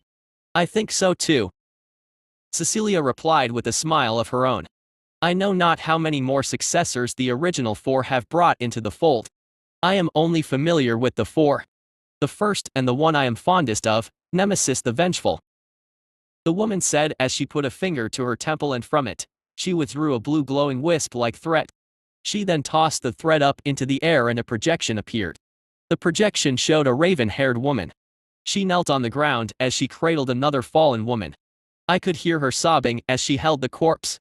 After a few moments, her sobbing faded and the projection panned away. I gawked as I looked at the scene around her. It looked to be a burning village. The ground was littered with winged humanoid corpses. Then I spotted a winged woman bound by black chains. She was chained on her knees with her arms pulled back. My best guess is that woman and the corpses would be the angels. The raven-haired woman gently placed the corpse onto the ground and she rose to her feet. I couldn't see her face, her long hair hung around the side of her face like a jet-black curtain. She walked over to the bound angel. The angel had platinum white hair and her eyes were completely white, devoid of irises. The angel said something but no sound was heard. "The black-haired woman, that is Nemesis," the old woman explained. I watched as Nemesis marched over to the lone surviving angel. She waved her hand and black meat hooks sprang from the ground. The hooks latched onto the wings of the angel who shrieked in agony. Nemesis clenched her fist and the hooks began to pull. The angel thrashed and howled as slowly but surely the wings were ripped right off her body. Then with a final tug, the wings were off. I could see the angel was groaning in pain as her body shook from the wound. Interestingly enough, the angel's blood was gold. Nemesis then summoned black claws around her hands. The claw looked to be made of shadows and she grasped the angel around the neck with the claws. Then I heard her voice whisper out from the projection. "SHHHH, sleep," Nemesis whispered as she slowly strangled the angel. I saw the angel gasp as her lips turned blue, then with a sickening twist and crunch Nemesis snapped her neck. Then the chains vanished and the angel collapsed onto the ground. Nemesis looked down for a moment, She then reached down and picked up an angel's feather off the ground. She held it for a moment as if lost in thought. She walked over to a nearby golden blood puddle and she dipped the feather in the blood. When she brought the feather back up to her eyes, it was now stained gold. She then slotted the feather on the front of her clothes like a pin. Then the projection cut. Is Nemesis her real name? Or is it an alias? Cecilia asked as the projection vanished. An alias. The old woman said. They all gave up their birth names when they formed the syndicate. As for the others, the second is Theseus the exile. He fled his home, hoping to spare his village from the wrath of heaven. Alas, it was not to be. The woman said as she once again tossed another thread into the air. This time the projection showed a man with a shield, a spear, battling an angel with 4 wings. Around them burned Theseus's village. The battle raged with neither being able to best the other. Theseus stepped over the bodies of countless angels, but I could see he was covered in wounds. Then the angel landed a decisive hit and sent Theseus's shield flying. Theseus, knocked off balance, was about to be struck down when black hooks appeared from behind the angel and snared all 4 of her wings. The hooks dragged her down to earth and brought the angel to her knees. Then from behind the angel emerged Nemesis. Now she was wearing a white mask. It looked like it was leering at the angel. Her dress was also now covered with gold feathers. Looks like she had been busy. Nemesis calmly walked past screaming and thrashing angel and she offered a hand to Theseus. He took the hand and Nemesis pulled him to his feet. Then with a gracious bow, she gestured to the bound angel. I saw Theseus's face darken as he gripped his spear and approached the now helpless angel.